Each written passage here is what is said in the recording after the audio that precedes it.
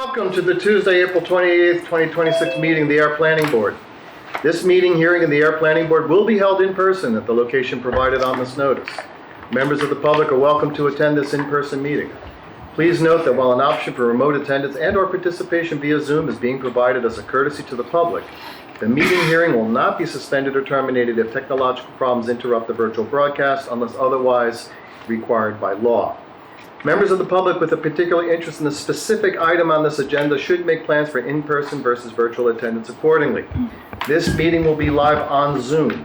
The public may access the proceedings by joining Zoom, meeting ID 978-772-8220, or by calling 929-205-6099. For additional information about remote participation, please contact Danny Ruiz, Town Planner, at druiz@ayer.ma.us, or 978-772-8220, extension 144 prior to the meeting. First order of business to approve the agenda, and I want to suggest a change. We're going to move up 20 Groton Harvard Road to the first item precisely because we will not be able, we're going to open it and then immediately continue it. We made a mistake in the distribution of announcements to abutters, and by law, that means we have to reschedule a meeting and resend out the abutter notifications. So our first item then on this change agenda will be to open and then continue 20 Groton Harvard Road. Any other questions or concerns about the agenda? Hearing none, do I have a motion to proceed with the agenda as suggested? I'll make a motion, we approve the agenda for April 28th, 2026. Hybrid Planning Board meeting as amended by the chairman. Second. Okay, thank you. Any discussion? Hearing none? Ken? Aye. Kathleen? Yes. Nathan? Aye. Julie? Yes. Chair votes aye. Agenda is approved. So I need a motion to, I make a motion to open the public hearing for 20 Groton Harvard Road, map 27, parcel 62 and 205, for site plan review and stormwater management permit and inclusionary housing. Well, that's it, period. Second. Any further discussion? Hearing none, Ken? Wait a minute. So we're opening it first. And then I have to do another vote for continuance. Aye for opening. Kathleen? Yes. Nathan? Aye. Julie? Yes. The chair votes aye. And now we need a motion for the continuance. I move that we continue the public hearing for 20 Groton Harvard Road, map 27, parcel 62 and 205, application for site plan review, stormwater management permit, and inclusionary housing. Seconded. Any further discussion? Hearing none. The date And the is date, To May the 26th. May 26th, Ayer Planning Board. Thank you, sir. And thank you, Julie. Ken? Is there any comment from anybody on that? No? From the board? On continuance? There's no discussion. I vote aye on the continuance. Kathleen? Yes. Nathan? Aye.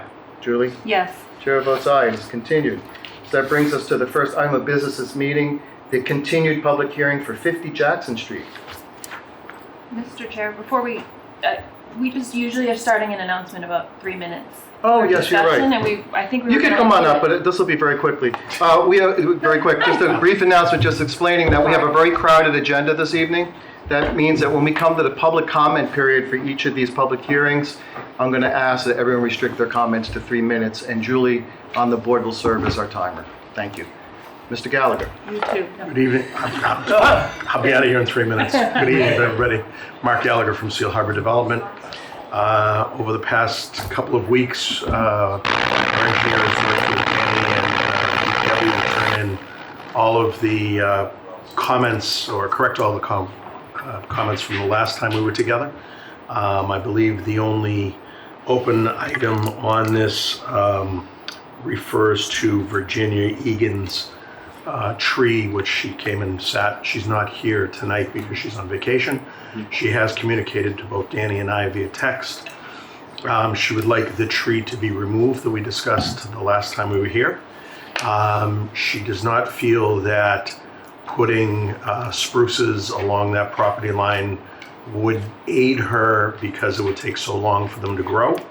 So we offered to put a wood stockade fence, I believe 50 feet along the property line, to screen the area that she was concerned about screening. And we hope that the board would accept that this evening and put it in the findings of fact. Great. do we need that in the plan itself, the 50-foot fence, or? So we can condition it that, the final set of plans have that. Okay, but we don't need to see it on the plan now. No. Okay. Anything else on this that we need to discuss this evening? So all of the comments have been addressed. There were, this one was pretty minor. Obviously, the last thing here is kind of the board's feeling on the trees and how many trees there are on the site. That's kind of, I know Ken had some concerns regarding that along the property line, but the neighbor did request a fence instead of arborvitaes or spruces to provide the visual buffer. That's the same side, that's the west side. Yeah, Okay. correct.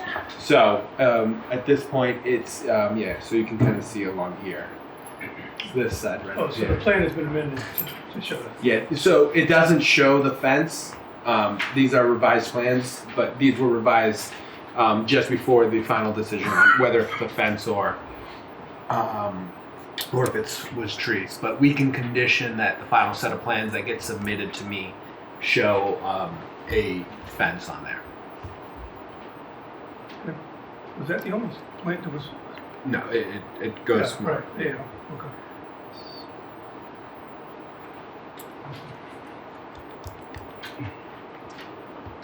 Mr. Chair. Yes, Oh, sir. Kathleen. I'm sorry, Kathleen?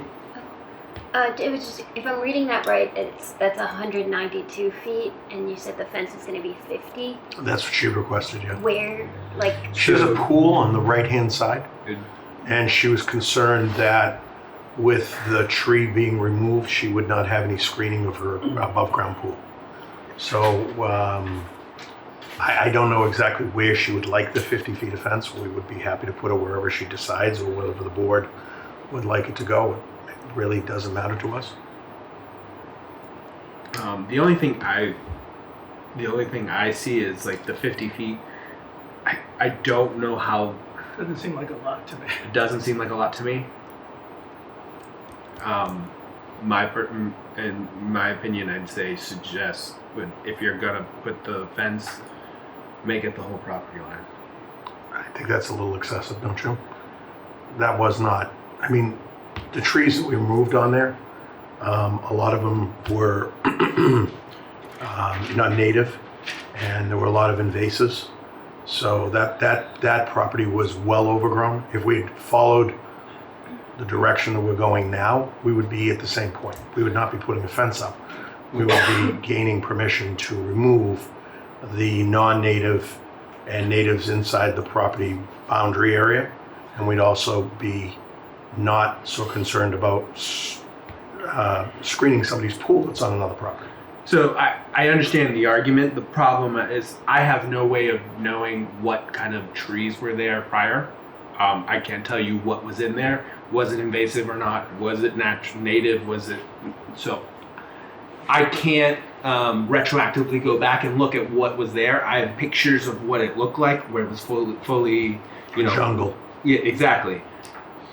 I don't know what trees were along that property line area. If things could have been saved to provide additional screening.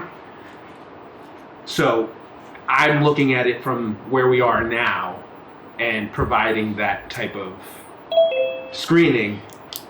I mean, I know it's for her pool that's back here, so maybe it's not the full property line. Maybe it's halfway up the middle of the house.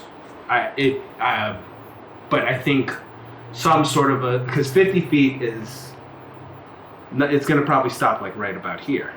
Danny, if we had followed the site plan approval process, what is the rules and regulations on clearing trees? So under section 9.6 of the land clearing, it has a different kind of standard. It's you have to do. It goes. The actual bylaw talks about, going to the extent practicable to retain as many trees as possible. Reduce how much land clearing there is. Go protect specimen trees, significant forest communities, and damage removal during site development. Encourage land. So there's within that.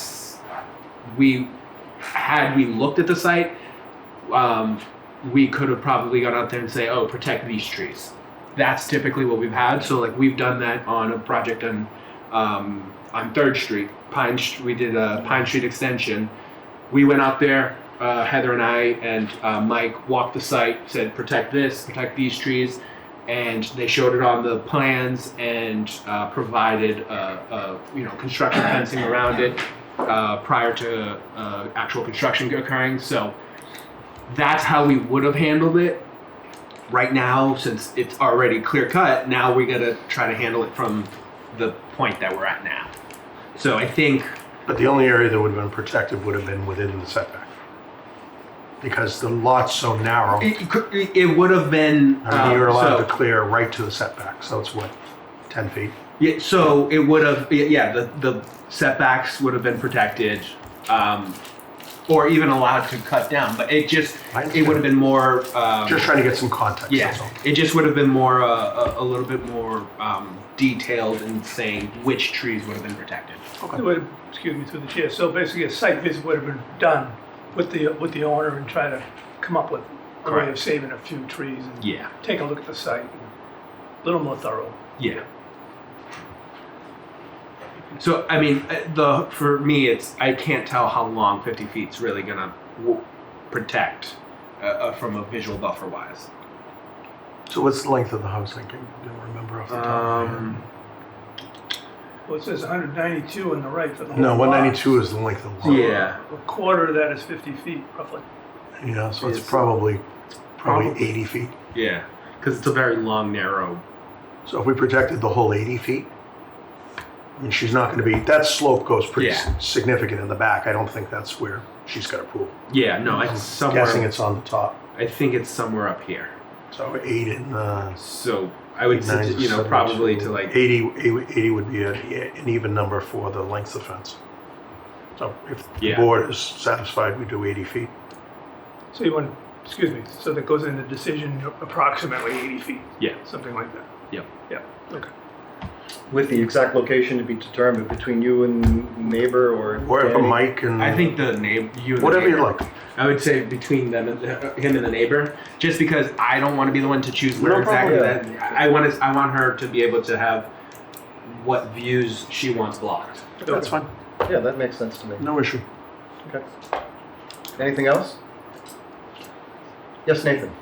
I do agree. It's fundamentally between, the property owners to, I think we can give some guidance, but fundamentally between both property owners. There was discussion though about additional trees in the northwest. So is there any recommendation or conclusion on getting 1 or 2 more, 3, whatever it is, in the northwest of the property? So I know the neighbor had said she would prefer a fence to trees. That was the whole, what she that's told the us. substance of this, yeah. Yeah. Got it. I know it did come up when Ken and the neighbor had discussed, potentially putting trees along that Okay. side so that it would more visual and you would be adding more trees. But the neighbor, Virginia, did say she would prefer an actual fence as opposed to landscaping. Okay. That was my other question, is that you can vouch also for Yes. what Mr. Gallagher Yep. said. Yeah, I've spoken with her. Great. Great. So that leaves us, to the next meeting? So Can yeah, so Explain I'm the going to have to situation. explain so May 12th is our election we have. So Kathleen and Nathan are not running for re-election. Then you broke my heart. And Kathleen, too. there's Kathleen as well. so we're going to be talking to town council to get a kind of clarification on how does that work with the election happening and then our next meeting being May 26th. That's what I wrote down. If there's something that if we need to have a special meeting before that, I will be in contact with you and I will let you know. Okay. Because I don't want to, cause any issues with the votes on this, especially because now we're already on our second meeting. So I'll get back to you as soon as I hear back from town council. No problem. But as of right now, the intent would be to, here's the Rub. the rub. If we have to continue it to a date certain. If we find out that we need to have a meeting prior to that, we've already continued it to May 26th. Oh, We I can't see. have a meeting prior to that. So what we can do is if we propose a placeholder of a special meeting on, let's say, May 5th, we wouldn't necessarily meet in this room because the select board would meet here. We could always have a meeting on the second floor in that meeting Would it room. be virtual? It could be virtual as well. But I think the best course of action would be to continue it to May 5th for now.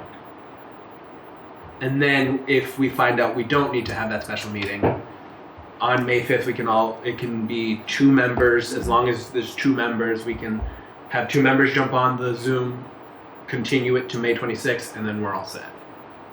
Okay. Is there a quorum issue when if So, they're both out? so There's no, only 3 to members. continue a meeting, you No, I don't mean need, for the vote, Well, let's for the approval. that's Because the if you have thing. 2 new members that have not been at the first 2 meetings, That's why it's like we're starting over, right? That's exactly why we're trying to continue it to the 5th I get it, I get to it. make sure that that's Okay. we're going to be okay with the vote. Okay. All right. Sure. So I think I would suggest continuing to May 5th, Okay. so we have a placeholder Okay date. with you? I do have a doctor's appointment. You don't necessarily need to be there. We don't need a quorum for a continuance. Okay. But if you have it on But the if we 5th have for a a decision, vote, We would just need 1 member. We can have 1 member continue it. But a decision, Why don't we just plan on one meeting? Why don't we just try to do it? Let's just do it virtually, let's do a decision, right? and then there's no ifs. Well, he has to have the decision. I can get a decision Okay, done. so That's you not can an get it issue. ready. Yeah. That's not an issue. I can get a decision done by then, and I can get it to him by Like for Friday. half an hour at the most to do the little thing. Let's just Yeah. do it when we know. thank you. Do we want a different night, Kathleen? Yeah, if you want a I mean, different if, night. if it's a Zoom, I can probably Yeah. join at 6:15, but otherwise I would have to show up a little Yeah, late. no, we would just Or do. We we could could say do it. 7. Like we could think really different, guys. That is also true. We could do it as a different time, if a little later works best for everybody. Yeah, that's fine. Want to do 7? Sure. It doesn't have to be. I'm just throwing out suggestions of different That's fine. thought processes. Nathan? Works for me. I assume you could even move it to the 7th or the 8th if with. Well, so there's the 48-hour rule that we have Okay. to. Okay. Fine with me. If I don't know if it's an option too. If the select board has the ability to do a special 1 meeting appointment to get a decision made in the future. No. No. Okay. No. Okay. Never mind. Just throwing out ideas. No, I Really. wouldn't do that. So we're Get looking really for- wild here. So we're looking for a motion for continuance to May 5th. I make a motion to continue the public hearing for 50 Jackson Street to May 5th, 6 o'clock. Second. Any further discussion? Hearing none. Ken? Aye. Kathleen? Yes. Nathan? Aye. Julie? Yes. Chair votes aye. Okay, we'll Thank see you you. May 5th. Thank I'll be in Did contact. I make with the you. 3 minutes or not? No. Have a good meeting. All right, we now have the continued public hearing for 64 Littleton Road. So 7 p.m. or You can come virtually. You don't have to rush back. Virtually is fine. I thought we were all virtual. Doesn't have to all be. It does, if you don't want to be virtual, you can That come. was the best of life. All right. Sorry, everyone. Yes. So the next item. Yep, 64, Limhut, come on up. Let's go, everybody. Thank you. So, do you want to take us to where we are and where we need to go, sir? Yes. All right. So the applicant provided a revised submission Yep. with site plan and operation and maintenance plan, Mm-hmm. response letter, stormwater management report, and a waiver request. So what I would start with is let's go through the waiver request letter. So, all right. So the applicant post that last meeting, the applicant submitted a waiver request that we had talked about that was updated, and they removed some of the waivers. So what's still being requested is the traffic impact statement, which for this project, same with the outdoor lighting, so the photometric plan, and the stormwater easement under section 2.10B1. So those are the three waivers that the Okay. applicant is requesting at this point. There's no revised plan here, you're gonna do it on the screen, right? So you have a revised set of plans in there, but I'm gonna pull it up so that Hut can go through it. Site, I got the senior. If there's did I What's the matter with, did I not print it out? I don't think there's a that I may have not printed that one out for you guys. I'll pull it up on the website right now. Okay. So I'll let Hut kind of go through the actual revisions for the site plan. Okay, cool, thank you. Thank you, Danny. For the record, Linwood Tibb, I'm an engineer at TPR. Nice to see everybody again. Following the last meeting, we had a brief site walk on the subject site. We talked a little bit about the changes that you see before you here. Not much has changed since that site walk. Ultimately, what we've done is we've taken a lot of the suggestions from the last meeting and incorporating, shifting the infiltration basin away from the vegetation so that the limit of clearing is reduced to the low brush vegetation area that we talked about while we're standing out there. So we're trying to minimize as much tree clearing as we can. And in addition to that, for lot number 3 on the right hand side there, we have also pulled back the clearing from right at the property line, so that we're maintaining at least 8 feet from the property line to the erosion control limit. And we'll have about roughly 8 feet from the erosion control limit to where the new house is going in. So we're trying to save as many trees as we can on the back end there. In addition to that, we've also included 16 new plantings, new arborvitaes, 3 of which is trying to screen the back of the lot 3 building to the back of the abutting property. And 5, you can see 5 between lot 2 and 3, 5 between lot 1 and 2, as well as 3 on the left hand side there in the backyard of lot 1. As part of this revision, we submitted a stormwater management report as well as an O&M, and withdrawing our previous waiver request for the stormwater regulations. The basin you see before you has been designed to meet the Mass Stormwater Handbook as well as the Town of Ayer stormwater regs. We've addressed the question about whether or not we're increasing potential runoff to the abutting property.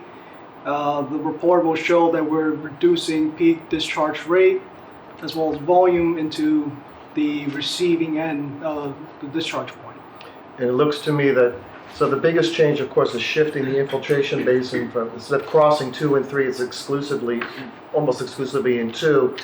And that means that the overflow then is not going to go on the neighbor's property, but goes into lot 3. Is that the intent here? That is correct, but eventually, it's not the intended design point of the revision. Okay. We shifted the basin for the whole point of trying to save trees. We have to maintain the existing drainage pattern on site. This is where water's dumping out, therefore we have to maintain it. all right. So I'll open up questions. Can we bring up the O&M plan? Yes. And if you could scroll to the section about the ownership. Ownership and responsibility. Yes. So it says ownership and responsibility. The owner or their designated representative shall be responsible for funding, operating, and maintaining the SCMs. At a minimum, the owner shall adhere to the guidelines outlined in this O&M plan. maintenance and training. Each SCM has specific maintenance requirements and to ensure long-term functionality.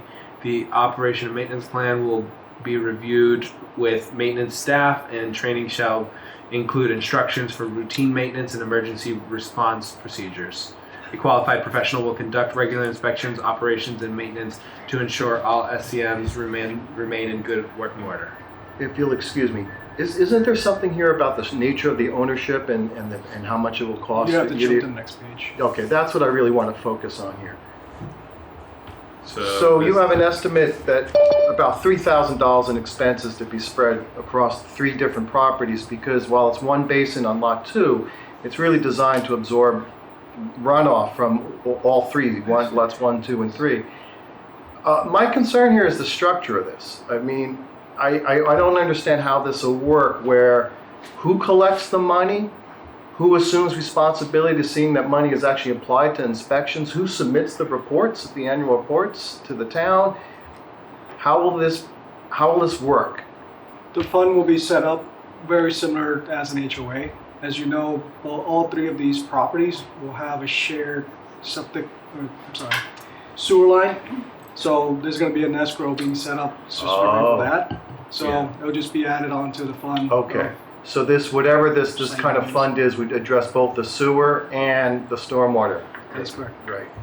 And that would be cleared in all the documents for closing for each of these units. It'd be absolutely transparent. Yeah, we would just make it as a condition in our, so that, you know, they're going to do it, but we would just make it as a condition so that when it gets recorded on the deed, that it's referenced in the deed, and whatever HOA they create is also referenced within our decision. Is there a precedent for an HOA of 3 distinct ANRs? It can be done? Okay, Yeah, I mean, I've never run into it, but I'm sure there's definitely it's legal. I live in Lowell. I've seen 2 before. You have seen 2 before? Yes. Like this? Yeah. Did you visit any of the BMPs like a year or 2 later, and were they actually? Well, I'm sorry, I know you're not responsible. So but- on that, you know, as part of our conditions, we have the requirement that every October we receive the inspection logs and the report of someone who's gone out there to inspect it. So that would still be a requirement, and whatever, you know, gets built into the HOA, I'm assuming the money to cover whoever's going to do the inspection is going to be input into part of an escrow account or something. So that would also be a condition of ours. But who has the designated responsibility to see any of the money's collected and distributed? I mean, there has to be some human being saying every October or whatever who's responsible, right? Well, I think that would be part of the HOA. Yeah, it starts with the owner, then as those properties are sold, the HOA is established, and then they take over operations. So it would be one, I assume they would vote and choose which of the 3 homeowners would be responsible? Is that how it would work? It might be one trustee, it might all Or a 3. trustee? They might all be a trustee. It kind of just depends on how they structure it. Okay. Yeah. Yeah, Nathan? Just to follow up on the October submittal, which goes to Danny. Presumably, Danny, you look and see who hasn't submitted, and they get notices sent. Yes. So there's going to be a closed loop. Yeah. So Heather has a list that she keeps of everyone that submits theirs and who hasn't submitted. So we run through that in October. Yeah. And we'll know. And just a very quick clarification. I know the 3,000 number is, quite alarming, but obviously this is a rough estimate.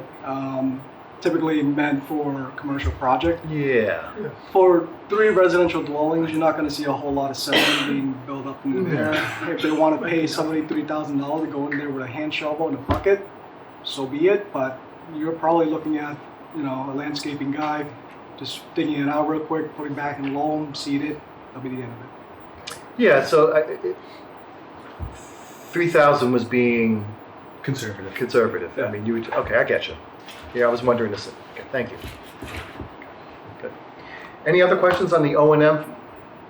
Not bad, no.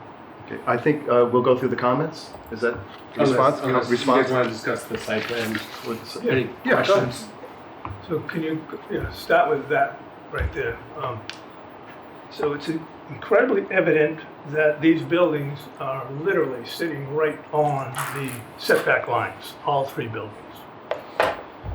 Yep. So would we have a requirement in our approval that we get a certified as-built plan from the engineer? So that we can make sure that that does not cross any setback lines. We Being it's so close. require that on all of our decisions. Right, but now. this one is exceptionally difficult because it's so close. Typically, there's plenty of extra room around the setbacks. The other thing that's fascinating is that the building on the right, the rear of the building is actually the side setback. Now, that doesn't mean anything. It's allowed that way, but it does create a situation that's a little bit odd. Yeah, so it's not the rear It's not of the the rear. building, it's the rear of the lot. Yeah, exactly. And so as a result, Yes, that's I see what your point it's is. a 15-foot requirement, I think, over there instead of a 25-foot requirement Because because it's not the back of the lot, it's Right. the side of the lot. Correct. Interesting. So a couple of other things that I saw in the field, and I think we're all hopeful that moving the sediment to basin will have an improvement for the abutters. Okay. There's a tremendous amount of boulders on that slope going down to the budding lot. Would it be smart to consider reusing those boulders and rebuilding the stone wall between the two properties? So the wall that's currently there between the two properties, you could actually use those boulders and create a nice barrier right along the property line. Now, I don't know if that's out of my jurisdiction or not. I mean, so I believe there is a fence back there on that, right along here, right along this property line. It's mostly broken down rocks that's there. No, there's an actual fence. There's a fence. They have a fence Yeah, in there's a backyard. fence, right, but They have a fence in backyard. I mean, and the rock wall ends right here, shown up here. And you can request it. I don't know. I'll leave it up to, when we get comment, we'll listen to the butters comment on that. The other thought that he had was very interesting, and this has to do with the conservation restriction that's on the back, okay? So I was really mystified by the fact that it's so close being from another property. Do we need some language in these deeds informing them of the fact that right there's a conservation restriction and their property is, they have to be not stepping across that line. or Not in these maintaining deeds. What we can do is, I know we had talked in the field about adding additional monuments. Some sort of, the additional signage Oh, that's those out there. boulders, maybe you can run the bowl, I don't know, think about something. Yeah, I mean, some sort of monumentation that shows past this point is Right. conservation restriction, but I would want the signage as well. Well, you need that, Yeah. but, Panther Place, he took the boulders and Yeah. created barriers so that people understood. Otherwise, they're just gonna go right out there, and I don't know if that is what we want. I mean, currently, as you know, when we were out there, It's a- it is being mowed I down. know, it's amazing. I'll pull up Heather. I'll have Heather come up for this one. Thank you. I don't know. So Ken, to your question in regards to adding additional boulders, those aren't on the existing conservation restriction. We cannot make changes to that. Okay, so that's it. So we can do That's additional signage, but to put a boulder like rock wall there, that wasn't on the additional, that was on the Okay. original conservation restriction, and to make those changes, I think would be a conflict, and I don't know how we'd be legally allowed to do that. That's But the fine. additional signs, which was in my comments, to have that added in there with the additional lots, Okay, thank you. okay? Yeah. The only other last thing I had for, is the retention system is a little unique because it's basically, we're taking basically just runoff water to it, except for the roof drains. Am I right about that? That's correct. So it's simply running towards that basin from the lots, and the whole lot's gonna get regraded by the looks of it. I mean, you're gonna have machines everywhere. So the attempt is to use the slope of the lot to run it to the detention, what are you calling it, whatever, and infiltration basin. And then take the roof drains, which is the additional impervious that's added to the site, and pipe it to that. Yep. So that's it. There's really no catch basins, there's no physical piping under the ground that we see on a commercial job or something like that. Okay. So it's a pretty simple system is what I'm getting at. And as we saw it, and as you mentioned, it wants to go that way anyway. Currently, that's where it's going. Yes. Okay, thank you. That's all I have. Okay, great. Kathleen? I had a question about the size of the single family versus the ADU. Yes. So when you look at them on the map, like the building envelope is, what's the square footage on the single family? We have that right here. I was digging around for it and I know we had it on here. Or did you guys take off the number I off might have here? removed it because we didn't need it anymore. Oh, okay. I believe it was 1800 and 900? plus the garage. It was like 2,200, right around there, and the ADU is under the is I believe 900. okay, and the ADU is not going. None of these have basements, do they? The one on lot 3 does, Including the ADU? not the No. ADU. Okay. Okay. All right. Yeah. So that was just my question. Was on this plan it didn't have those numbers. Yeah, they removed the numbers on this one. But he submitted some architectural Yeah, plans. you can see it in there. Yeah. Architectural. I mean, we can pull up the architectural if you want to look at them. You want to look at the architectural plan? Where is that? It's in a separate file. Which one? Yeah, so On if you that go website. to the actual application, it's in here. They included it as part of their it's application under the package. first. Okay. Yeah, yeah, because they didn't revise it. It's just loading.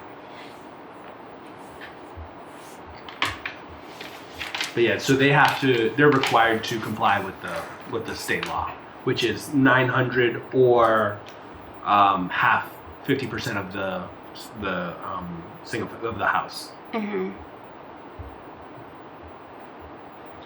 It's a big file.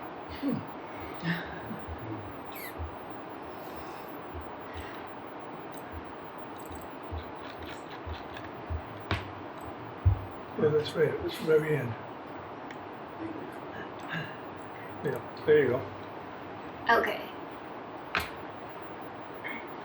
So this is the first floor. This is the ADU on this side. Mhm. Here's the actual single-family house, and that's the second floor. And then yeah, there's no second. So it's 24 by. And what's it, how 24 by does- 36. Is that what it says? 38. 38. So And 24 by 38. Just how does the ADU will always has to be a part of that lot and is sold. Can it be rented? I guess what I'm ultimately getting at is the question of how this ties into the HOA and paying for the stormwater. Yeah, so the ADU, the way it works is they're only rental. They can only be used as rentable space. Or if they want to use it as an in-law suite, they can do that as well. But it can't be sold. It can't be used as a principal structure. The renting is done to the Owner of owners the- of the single family and not the HOA. Correct. So ultimately, it's the owners, the Mhm. 3 owners that will be part of the HOA paying for the stormwater, and they could choose to pass on some of this cost, presumably to their renters or not. Yeah, they can include that.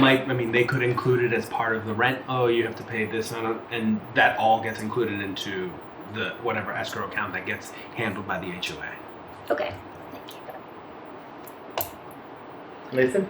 Just wanted to follow up on what Ken was saying about the back of the lot. The drawing does show, and we talked about on the site visit, that additional markers were going to be put in like every 50 feet. Yes. So there will be marking put in on that property line that is in addition to what is there today. Not necessarily monuments, but there will be more points. Phenobounds. Phenobounds in the sign that says, CR area.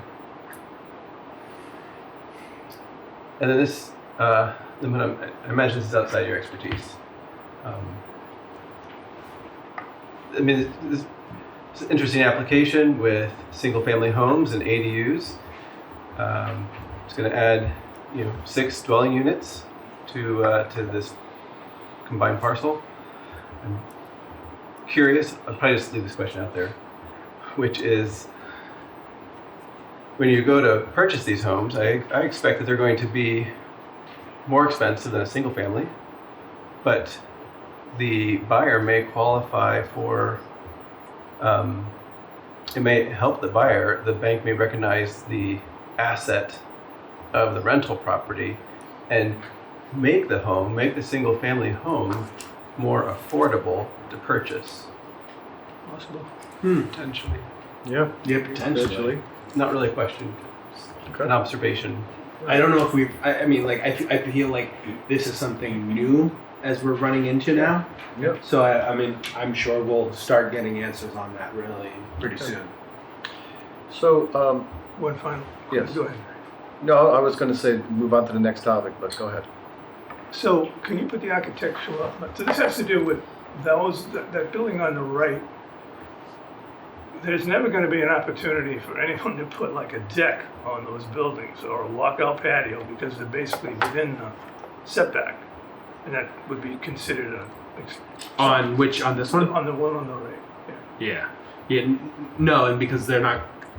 I mean, There's nothing they can do there. that's within the setback, and those are considered structures. Right. So, back of that last building, actually the garage and the building on the right, the one on the left has a basement. Yeah, a walkout. This does not have any basement, the one Nope. on the right. So that's like a retaining wall. You're basically building a big retaining wall behind the garage, behind the house, what you're gonna have. All right, thank you. All right. Anything further on this? So, onto the waivers or to the review of, should we review the, I think we can go to the comments. We Let's can do do the waivers, after that. okay, so if we go to the comments, if you bring that up. Yeah. Are there any specific ones you guys want to go through? Or do you kind of want to, I don't know if you want to run through every one of them? No, I don't think that's It's necessary. got a pretty good list of I responses. think that when I look at I'm looking at the comment, conservation basically said, well, there's no wetland here, and just requests additional signage for the CR. Nothing from the fire. And then we've just been talking about we've been talking about the trees for the previous 20 minutes. Yep, they've addressed all my comments. And then we can talk about the photometrics plan when we go to the waiver request. Mhm. We talked about the O&M. Construction entrance, erosion controls, okay. Department of Public Works, It was an important thing that the testing was done too, that Yes. he did Yeah. mention that. Yep, the testing was done. Danny, you have any comments about the private sewer line? There's a little weirdness there, but it's not. I don't know. Yeah. I mean, I believe. So I would probably ask Matt on that one. I mean, I don't know if they have to. You guys are gonna have to extend the easement for the town, right? On that one. Yeah. Yeah. So they're gonna have to. There's gonna be an easement plan that they're gonna have to provide. Oh no, wait. Sure. They did it as part of the A&R plan, actually. Yeah, it's on the drawing. It's going to be a separate utility connection application through DPW, and so it's a different review process. Okay. But it is. But the easement was shown on the A&R plan. That's It's shown on here, but Yeah, as when well. it's Yeah. shown on the A&R plan, so all they'll need to do is create the actual deed Yeah. for the easement. On that one, Mr. Chair, Yes, yes, sir. it sounds like there's an open question about the capacity of the sewer line. Is that something that's going to be a condition in the findings? In the I will. I'll ask Matt to come up and speak about that if he can. If it's inadequate, does it Yeah, I'll tell you. get updated? I'll just make a general comment, if that's all right. Yeah, if you, just be louder, Limrod, thanks. Yeah, certainly. The existing pipe that's there right now, it is a 6-inch PVC with a 1% slope. Under TR16 design guide, a 6-inch pipe PVC at a 1% slope. Rule of thumb is that it's sufficient to handle 360 gallon per minute or 500,000 gallon per day. So unless we're, 20 plus developments, then it might be a problem. You know, similarly, I trust that the agreement for this private sewer line should have something established that, you know, if something goes wrong, obviously the cost of fixing it will be split amongst the users. So Matt, on that comment regarding the slope and the capacity, how do you on that? Yeah, I agree with Limma. I don't think it's an issue. My point was really, since the town doesn't own the pipe, we haven't inspected it, so we can't That's really right. say it's in pristine condition or maybe there is an issue. Likely not that there's an issue, but I just want to make sure you're aware. Would you like it to be cameraed? We It's always can't. gonna be private. It's private, so Public Works can't like mandate that, but we recommend it. I think it's a cost-effective just way to verify that's good. Excuse me. Yes, sir. Ian, so under the comments that Matt made, I think the language is perfect for the decision. It just, the town of Ayer makes no guarantee that this privately owned sewer pipe can adequately service the additional flows of the proposed development. It just goes right. Yeah. So we're up. We can make that as part of one of the findings. Yeah, right. Okay, good. Any other questions or comments regarding, yes, sir, Nathan? Stormwater, since it's no longer being waived, while Matt's here, has the new stormwater management plan been reviewed? Yes, I did review the revised stormwater today, and I think everything was addressed satisfactorily. Okay. I don't have any big picture concerns or questions. Great. But I did have the ownership question. I'm glad that was discussed with the base, and I think that was my biggest remaining question, so I'm glad that was cleared up. Okay, great. Thank you, Matt. Oh, thank you. Much appreciated. Okay. Is there anything else we should discuss before we move to the waiver requests? No. So the first waiver request is for, to waive the requirement for a traffic input statement. The only question I have there is this, for the construction of 3 single-family dwelling units, well, it's 3 single-family dwelling units and 3 ADUs, which could be 6 families. And that doesn't necessarily trigger anything for me, but I wanted to ask, do you feel comfortable with just 6 families? Is a traffic analysis needed for adding 6 families on that road? No, I don't believe so. The location of that lot, the 3 lots is on a, you know, there's clear sight on both sides. There's no real issue with intersection, you know, pulling out in there. There's no line of sight issues. It's really probably only going to be, you know, at a most 6 cars. I don't think that's enough of an impact to warrant a traffic impact study. Yeah, that's the way I feel too. What do the rest of you feel about that? I vote to waive it. Yeah, I'll take a motion. Okay, so I'll make a motion that the Ayer Planning Board waive the site plan review regulation regarding vehicle traffic impact statement, section 4.E.2. Thank you. Do I have a second? Seconded. Excellent. Any further discussion? Hearing none. Ken, how do you vote? Aye. Kathleen? Yes. Nathan? Aye. Julie? Yes. And chair votes aye, so we'll waive the vehicular traffic impact statement. The second one is the outdoor lighting, the photometric plan, and what I want to read here, request to waive the requirement for a photometric plan since the proposed development is for single-family dwellings with common egress light fixtures. And are those egress light fixtures shown on the plan? They're not. No. Do they need to be? Be mounted on They the don't. house. No. We don't typically require that. Yeah. I don't see an issue with this, but I want to hear from my colleagues. The egress light, is that covered by just the standard building inspection?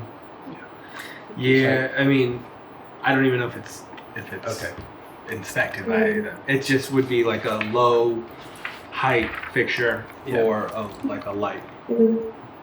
Okay. Okay. You know, sometimes like you see those small little 5-foot, 6-foot little light posts, something like that. All right.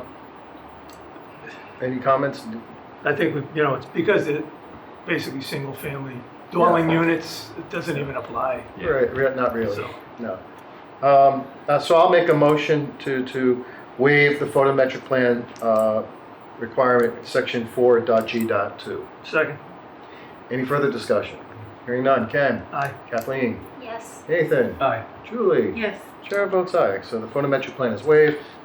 And then the third is regarding the local stormwater management waiver request, and the comment is, request to waive the requirement for the project to grant the town of Ayer stormwater management easement for the on-site stormwater management systems. The proposed on-site stormwater management system shall be the responsibility of the owner of the property in perpetuity. It will not require an access easement to perform inspections or maintenance. And this is one we typically get on private developments, unless it's a subdivision, then that's where we apply it. Exactly, right, exactly. Again, because we're not, just to repeat, we're not waiving the stormwater No, solution, we're just waiving the town's deeded access Correct. to get to inspect it. that is absolutely right. Thank you, That's sir. correct. Anything else? Can I have a motion? Move that we waive the stormwater management easement, section 2.10.b1. I'll second. Any further discussion? Hearing none. Ken? Aye. Kathleen? Yes. Nathan? Aye. Julie? Yes. Chair votes aye. Great. So that's it for the waivers, right? Yep. So I Next think steps. now we can open up to public comment regarding the site plan, the O&Ms, Okay, so and public comment on Yes. 64. Yes, please come up. And remember, we're limiting comment to 3 minutes. Yes. And if you would, if you'll say your name and your street address, thank you. Rebecca Jones, and we're at 66 Littleton. Hello, Ms. Jones. Welcome. Quick question, hopefully not my 3 minutes. Is there a mechanism outside of the meeting where I can work with the applicants just to pass questions back and forth, or to discuss a few things that really probably aren't good for the board for these meetings? Like, just to get a better understanding of certain things, or I'm not sure if Timelines. there's a mechanism in place, but I would recommend just reaching out to Mr. Madigan directly. okay, all right. Just have a conversation. I think one of the items that was brought up by Mr. Diskin makes a lot of sense about the amount of boulders that are on site. Oh, yeah. What'd you think of that? Good and bad, in that there's far more than you realize. I mean, they go deep, They're buried. really deep. Yeah. And on one hand, I love the idea, but on the other hand, as somebody who's extremely snake phobic and they love boulders and rock walls, not my favorite thing, but there's a way. Right now, I wanted to run out and warn you all that it's groundhog whole city in there. That's Oh, yeah. that's groundhog condos under there. So So this is kind Yeah. of bringing to my point of I much rather the abutting owner just reaching out to the applicant themselves Mr. and just Madigan? working out. Yeah. I don't Okay. want to impose something between Okay. two single-family dwellings. Doesn't make sense to do so. If somebody has a different preference, it's just strange. Okay. yeah. Danny, that's acceptable? Yeah. Okay. Okay, I wanted to make sure. I didn't want to Nope. do something that You're would always violate welcome open to, meetings Yeah, or you're whatever. always, so you are not subject to the open meeting law.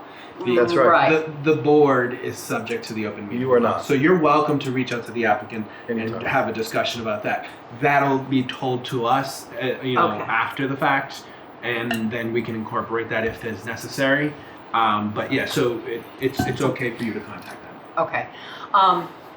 I do love what was done with this. I think it's a great way to work it. I do realize, eventually the water will still flow, but it will flow further back from us. Yes, it will. And go and stay more in the back Yes, it will. where the natural flow is. So that's great. A question that I did have was in the area to be cleared. As you might have noticed on your sidewalk, there's a couple of really tall pines, those wonderful things that like to come down in storms.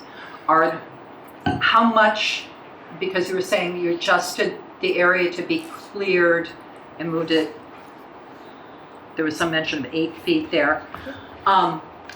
it's hard for me to visualize how far that is from the property line that won't be cleared. I don't know if you could maybe, Yeah, so prior to construction, they would lay out the erosion controls and silt fence so that we can go out there and see. You'll be able to tell exactly where the line Okay. is of where they're clearing, and you'll be able to visualize it right away. okay, because honestly, I would love, if they're gonna clear, take those pines, because we've already had some come down and, you know, might as well eliminate the hazard for their new building as well as ours.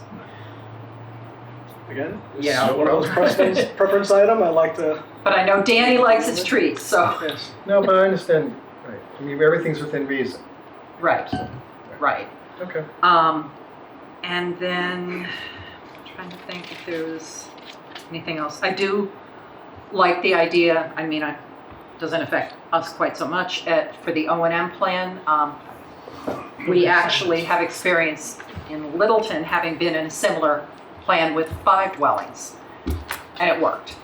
It was set up just as you described, and it worked, it's what we did. That's really all I can come up with, you know, for major, but I must say this is a huge improvement for us from our standing, and I feel much better about it. And just them wondering if you have any target, if you know that there's a target to actually start something once it gets through all boards. I can't say for certain. I know that the existing dwelling right now has somebody's renting it, so I'm not sure what agreement they have to come to kind of make things happen. She was told to be out within 2 months. We can. So, All right. Thank and then, and said one thing. One last thing. I don't know if it's too early to ask this, but when it comes time to demo the structures that are currently there, just have some questions about that because they are old and wondering if there's any process. There is a whole process. Okay, so that the that's a building future department meeting? will handle. No, that's No, building that'll go department. through the building department. Okay, so that would be something we talk to them about, Good things. Okay. just with asbestos and lead. There's a things. requirement for asbestos removal. They have to determine where it goes, so it all gets handled. Beautiful, Yep. okay. Beautiful, we're happy. Great, thank you, Ms. Jones. All right, thank you. Thank you. Is there anyone else in the room who has comment or questions? Okay, hearing none, we can turn to online. Pauline? Good evening. I will be really quick with this. I'm a little mystified by the ADU component of this project, so I'll ask a general question. Anyone, any developer, myself included, if I come forward with an ADU project, I can rent it to anyone and earn income? Yes, that's the new state law. Well, it's interesting. I don't remember that when we approved it at town meeting, Danny, but I appreciate that easy answer, and that is really my only question. I don't think the residents understand that, but we'll just leave that at that. Okay. Y'all have a good night. Two. Any other further comment? Okay. Hearing none, I think we've got, oh, I'm sorry, Kathleen. I did just want to clarify though that I believe the state law does say that it cannot be a short-term rental. Yes, that is So it correct. cannot be like an Airbnb or something. Yeah, So that is correct. I just wanted to clarify that Yes. to Pauline's point. Okay, great. I think we need a motion for continuance. Now, there's the same issue with, Yes. Can you do that, May 5th? Mr. Chair, Yeah. Pauline's hand is Oh. back up, I think returned back up. Sorry, follow-up question. So define short-term rental. Well, we can't do that. The state law has a definition in there that states what short-term rental is. I'm not going to tell you exactly what the definition is because off the top of my head, I don't know. But the state law has an actual definition. Fair enough, but I would expect it to be at least 6 to 12 months. We don't know. Off the top of my head, I can't answer that. All right, well, that's unfortunate. I will leave it at that. Thank you.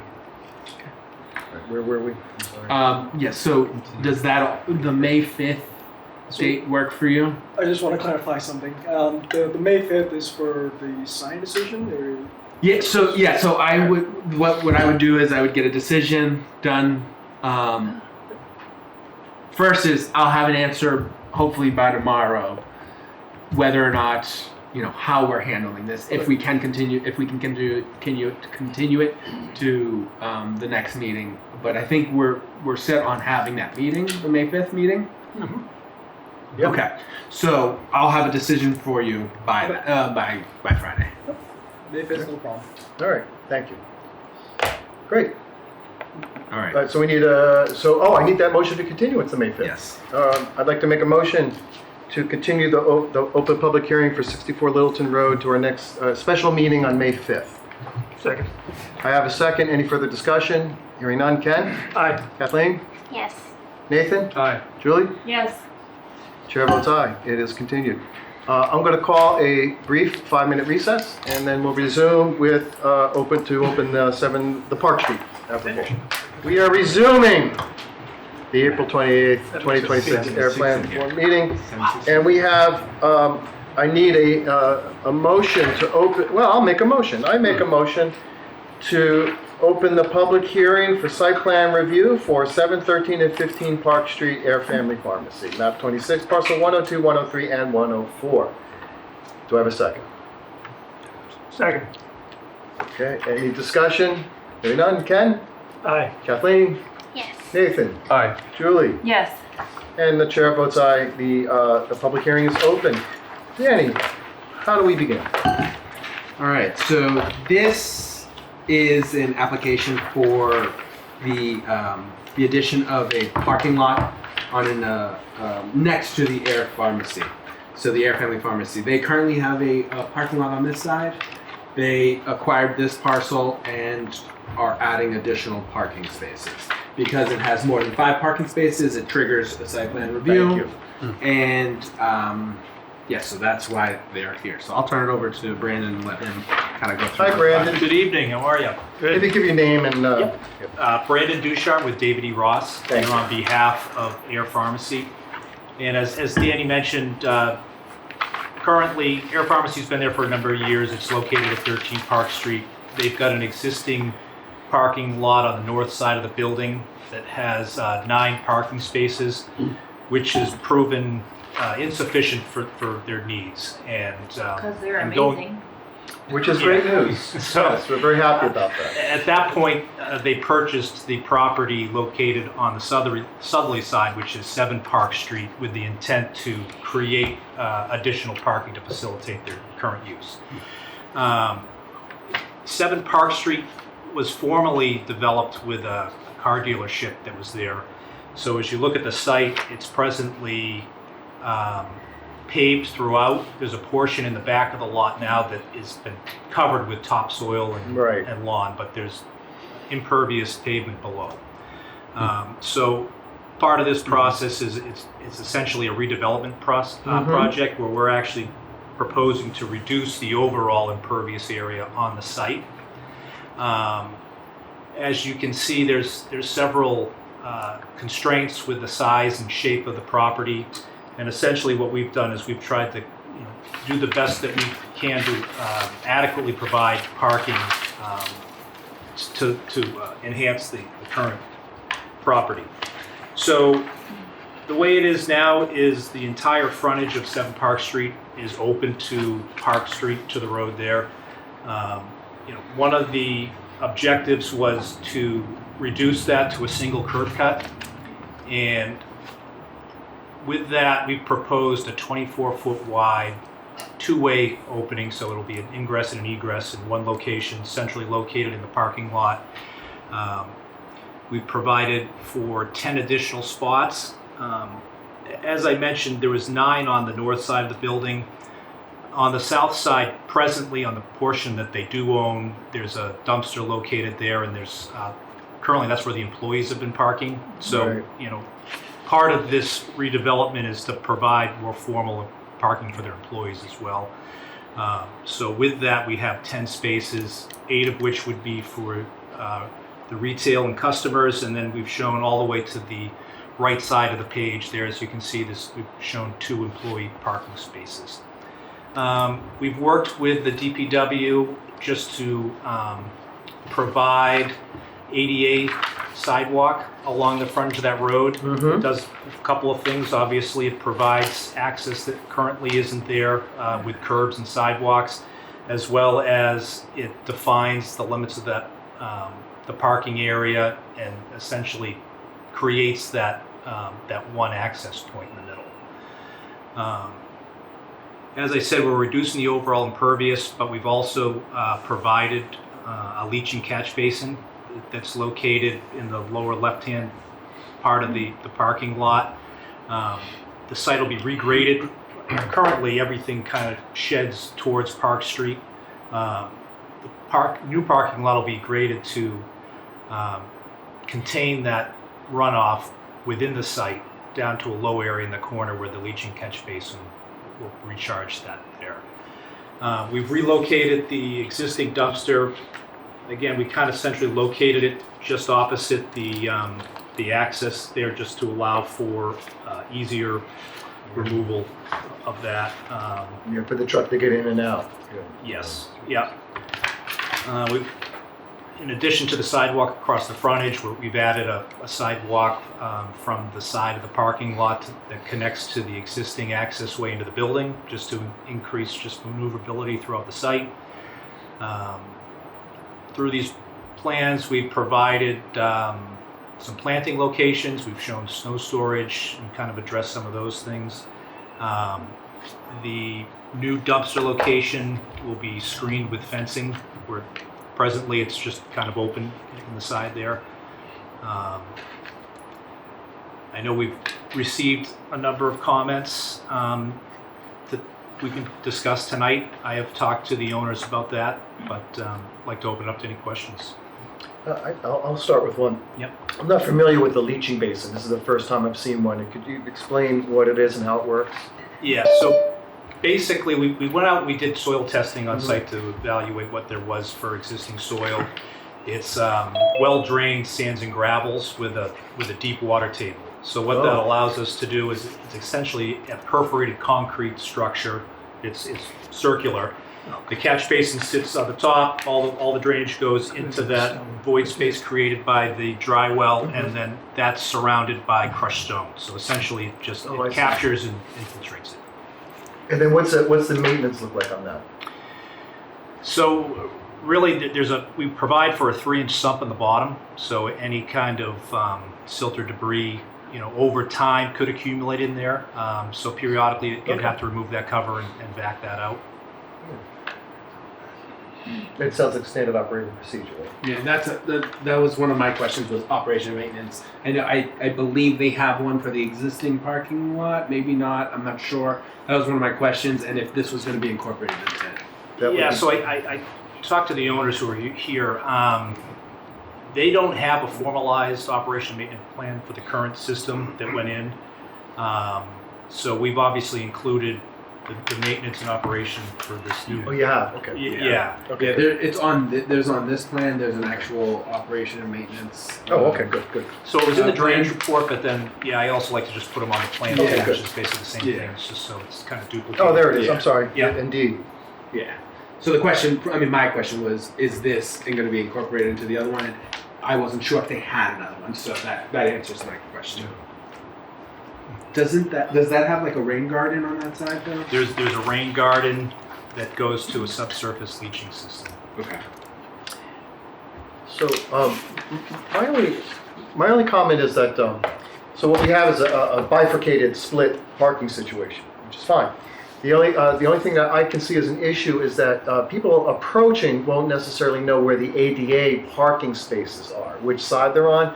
And I was wondering if it's appropriate for some kind of signage up front, so someone coming in would know if they're ADA, they know to go to the left side as opposed to the right. Is that? It's a good point. One of the other discussion items has just been parking is kind of a premium in the area. Some kind of signage also, maybe just to designate that it is for private parking. That's a good idea. That. So maybe we could incorporate both that as well as indicating that ADA access would be at the second entrance. I love that. Thank you. colleagues? So there's a lot of requirements for waivers here. Yep. Because this isn't anywhere close to, the requirements that we have. Correct. I don't know if Jonathan knows that or anyone knows that. For instance, the parking space, we're supposed to have a buffer from parking to lot lines, and Yep. he mentions in his request that the one parking space is 6.5 feet, the one on the left, and then goes down to 1.8.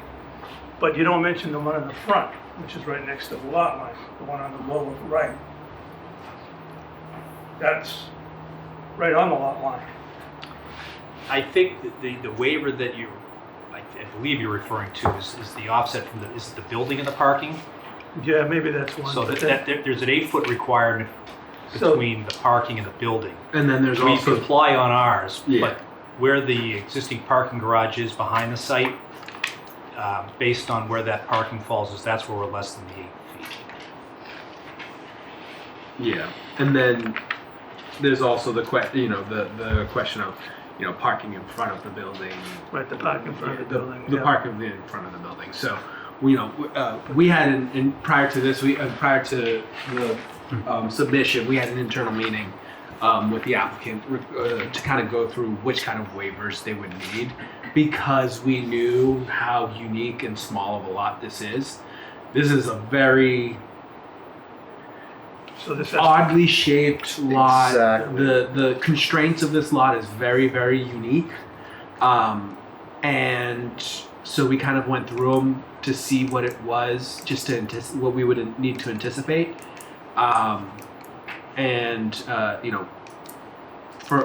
So I have reviewed all these already, and in my opinion, I think these waivers are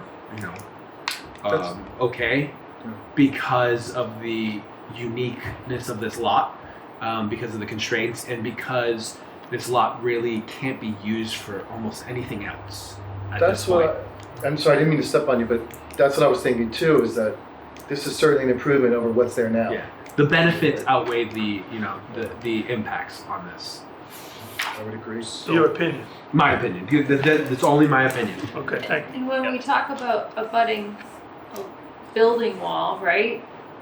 I think of it in terms of, we would normally be thinking of a building that's not an additional parking structure, but we're talking parking to parking. And I think Right. So if I can, one of the challenges with this is obviously it's the width of the lot from front to back. Yeah. And there's some of the circulation on the existing parking lot isn't ideal, just with turning Correct. movements and access for that. Yep. So at a minimum, we want to provide a 22-foot wide access and turning area. And then when you add on the parking space requirement of a 9 by 18, it pretty much wipes out the width of the lot. Now, part of this is we're proposing the sidewalk, which essentially would be working with the town because that's within the right-of-way Exactly. there. So, again, as in terms of another improvement, that benefits both our site as well as an off-site improvement for just anybody going down the road. Okay, so basically there's no visual barrier between the paved street and the paved lot because we have a sidewalk and there's nothing there. It's just all paving. It's very similar to the lot across the street. The municipal lot. Yeah.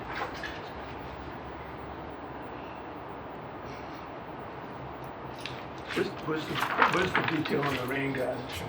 Is it just that dotted spot over there? No, there's no rain garden on this side. The rain garden is Oh, the on the other existing side, one excuse on me, in front of the other building, side. on the other side, yeah, Yeah. right, that's existing, yeah. Yeah.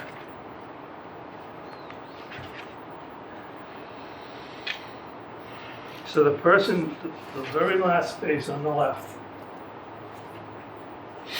a person goes in, gets into that spot, it's gonna have to, they back straight down and then turn out to the right. I guess that's the only, they're not gonna back out, they're gonna come straight back, so that distance is 22 feet. Is that another waiver? We typically have a 24-foot distance between rows of parking, 22 I don't know. See, the distance is only 22 feet to back out and turn, come out. But if it's a new I parking don't- lot with parking on both sides, there's a 24-foot distance requirement between spaces. I think it's only a. I think it's even less than 20, because It's we less went up to than- the 22. I Yeah. want to say it's either 18 I or think it's 20 is the minimum. 18 in the bylaw. I think it's 22. There's certain standards. It depends on how many parking spaces there Yeah, are. right. There's a lot that goes into it, so it's not just a straight up 24. So you're basically asking us to make considerations for the waiver based on the typical unusual use of the shape of the lot and so forth. It's here. And what it, and typically does the benefit outweigh the negative, as well as what good is it for the town? Right, and they have to delineate that in their request. And Yes. have they done that, or are they just listing the waivers? So they have a listener. They've listed them, but I don't see that there's a narrative. on it. I mean, these are the narrative that they're saying. These are their Okay, justifications. just those shot. Okay. I shall go and find all sides by landscape off, which that's not narrative. Okay, so I have one question that'll go back to the owner, and this is outside the site plan review process. So bear with me for just a second.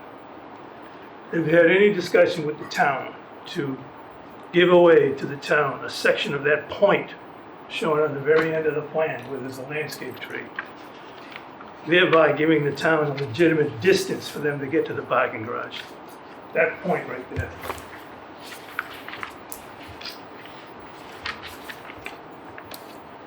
Or has anyone, Robert, ever talked to them about that while we have this going? Not that I'm aware of. Okay. This came up, we did the parking garage, the fact that there was a difficult access from Park Street to the parking garage because of this wedge of land sticking out. It's the remnants of an old railroad track or something. So I would encourage a discussion between the town and the owner to try to get that wedge to the town and end that problem. I know it's not part of this, but I'm just bringing it up on the side, so thank you for that. I'll have to take a look at the stuff. Okay. Nathan, Go ahead. yeah, Kathleen? I had two small questions. One was, how are deliveries currently done to the property? Are they done during the time that customers are going to be parking there? Because kind of looking at the site as it exists today, I guess I'm just wondering, like, if you have a truck that is, dropping off whatever the goods, the medicine, etc., where is the intent that they park, or is that like, this is not going to happen during pharmacy hours? Sure. Yeah, if you guys want to say. Yes, we have two wholesalers deliver daily, because again, we distribute a lot of medications. They're very fast. She needs to come. You need- Come on up. I'm sorry, you gotta come up. Thank you. Yeah, just so that they can hear you on the I'm sorry. on the microphone. That's okay. And just introduce yourself too. Okay, yes, Tracy Ezio, owner of the Ayer Family Pharmacy. There you Go have a seat. You can have a seat. Oh, thank you. And I'm Louis as Yeah, he's behind me here. You got The your one chair. that's supposed to make be any trouble. engineering. Thank you. You got a chair right behind you. Thank you. So Thank you, deliveries Chief. every day, because we go through a lot of medications for a lot of, sick people. But they come in, they empty their dozen totes of medication, probably in 15 minutes. So there's, so it's maybe 10 or 15 minutes. They've been entering on the other side. We do have a back door in the building. Oh, like, Right, yes, They're like exactly. vans, they're not big trucks. No, it's this side of the building and there's another door. So they actually are able to go in and enter behind, unload, out very quickly. And they have their own place with the door and these to are back into. what types of vehicles? Like small I'm not vehicles? too bad, like little tiny Not like vans, no. 18-wheeler. No. They're Thank they're goodness. vans. Yeah, okay. Prescription bottles don't take up too Yeah. much space, although underpads do. But not bad. Okay, thank you. That's You very okay? helpful. Sure. Yes. Mentioning the trade, my husband is excited. I'd like to talk to you about trade for that. Or, I mean, There's your guy. Town manager. I only come up with ideas. I can show you what I'm thinking of. Here. Yeah, he's just gonna. Wait. He's gonna show something. But I'll cut this piece off, I put it over here, correct? Trade. Right? That's exactly correct. We can. It's a small I can cost. reach out to the town manager and put him in contact with you, and that way we can We start that know each other. conversation. Exactly. Thank you. No, we appreciate that. I want to just say thank you to the town for supporting us after all the, the medicine shop was here. You didn't let a CVS come in, and we've known a lot of the people, and it's been exciting. No, I like town. Even though I live in Pepperell, we've become very involved with Ayer and the people and the schools and this and that. So thanks for your support. Thank you. Definitely. And it's a nice problem that, people coming in and, those people that go in and out. It's, it's so important. The elderly people that can't, we do deliver, which is wonderful, and that's helped a lot. But, the actual traffic when that parking lot is full and it's hard to get into and hard to get out of course, onto Park Street. So for that reason, that's why we're here.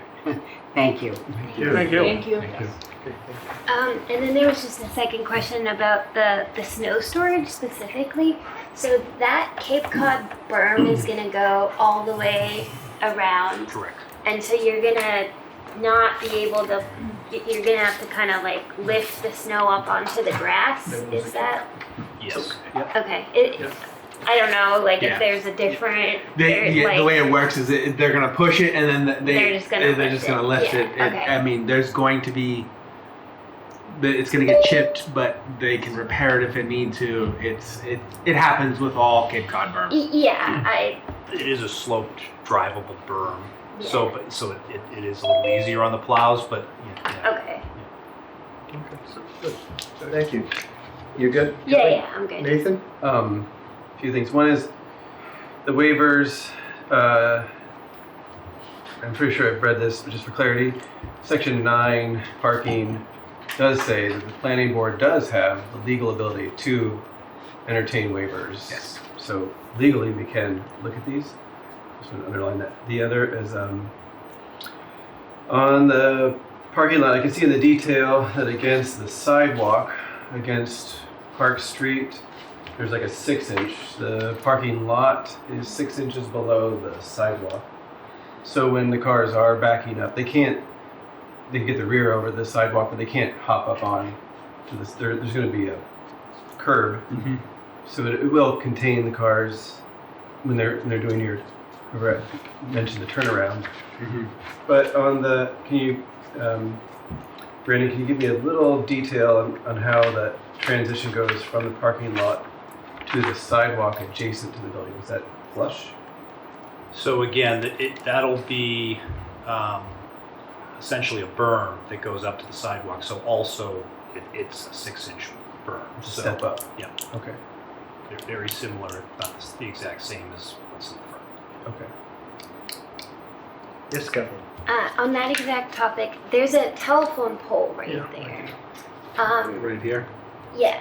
One over there. Should there be any like extra little guardrail or something so that if you're backing out of those spots or doing any sort of backup configuration that you're not hitting that utility pole? I don't know. Yeah, Like it's just kind of an idea of like the maybe idea- there's some barrier so that we can prevent someone from backing into it. Sure. I mean, the simple answer is, we talked about the Cape Cod, which is the slope berm, which is around the back. So it's going to be a vertical curbing at that sidewalk, which you should really be able to drive up. Okay. I'd say you can't, but Yeah, the vertical curving should definitely It should, okay. prevent that. You can't put a bollard there or anything to prevent it, because now you're impeding, sidewalk, Vision, the sidewalk vision. There's multiple things. So I think the vertical granite, is it vertical granite? we had granite on the outside for town that's the plowing, street. and then bituminous on the inside. Okay, yeah. So I think that should help prevent it. And then So one final. Go ahead. In the land, are trees identified? Tree type? It says Yes. sizes, but do you have specific trees? That was a question I asked on my comments too. Okay. Yep, so that was one of the comments, and I talked to the Ezios. They're going to work with the local landscape. They've agreed to do 100% native species, and they'll identify a list of those acceptable plantings that can be installed. Perfect. Great. So, yes, Ken. So, because the sidewalk you're proposing is off the property, that's still the town's right away there. It's not, there's nothing to do with the state there because we're inside still we're State is further down. further up, right? And so the reason I presume that you ended the sidewalk at the end of the property line was because that just makes perfect sense. Does it make sense for that sidewalk to be extended further, or is that beyond what we should ask at this time? So that it connects to like the next, So in front of the town's land is what I don't want to get too ahead, but we're currently in discussions internally at some grants to potentially Okay. look at Park Street for sidewalks and stuff like that. Okay. So But your comments included this sidewalk to be concrete, right, and not the blacktop? Was that one of your comments? Or not DPW's mine. comments? It may have been a DPW It was a comment. DPW comment. DPW suggested concrete, so we figured we'd discuss that So you're discussing that, it hasn't been determined? with the They board haven't. here Yeah, they tonight, haven't. They haven't responded to anything Oh, yet. okay. So I don't know. I mean, I don't want to get too ahead until you had a chance to really. Yeah, so we're not get going to to go all over the comments today? Yeah. Because you haven't had a chance. All right, so the only other, We've gone through them, and I've talked to the owners. I mean, really, part of the reason why we chose the bituminous sidewalk was it was consistent with across the street and some of the abutting properties. And the only other concern would be just concrete and salt. But again, the Ezios are not opposed to doing either. And So, but I believe the reason it was requested for concrete, I believe, is because 3 to 5 Park Street is also going to be concrete. And in the future, we're looking at extending the sidewalk on Park Street, and that would be also concrete. And I figured probably, and again, there's been preliminary discussions about extending that and, potentially working out or negotiating that. so the only, my one, then I'm done. So the last question is the sidewalk on the end of this parking lot, it looks like you've provided a sidewalk that then turns into the existing steps to the building, or whatever's there. Yeah, this is where the rain garden is, I believe, right? Yep. You can see that granite curb. Yeah, it's clear, It's yeah. rain garden, that's the border edge of that rain garden. Right. All right, I'm good. Thank you, Okay, Mr. Chairman. anything else? Any other questions? So, Danny, what else can we do here tonight? Open to public here comments. Because we're not going to discuss the waivers tonight? No. Okay. Any other comments? Okay, great. So I will open this up for public comment, starting with the room. Any questions or concerns in the room? Hearing none. Anyone online? Zoom? I don't see any. I don't see anybody. All right, then a motion to continue. So this one can be continued to the May 26th meeting. I will make a motion that we continue the open public hearing for 713 and 15 Park Street Air Family Pharmacy to our next Air Planning Board meeting on May 24th? May 26th. May 26th. Second. I have a second. Any further discussion? Hearing none, how do you vote, Ken? Aye. Kathleen? Yes. Nathan? Aye. Julie? Yes. Chair votes aye. See you in May. Yep. Thank you, sir. Have a good night. You too. Oh, do we have anything else?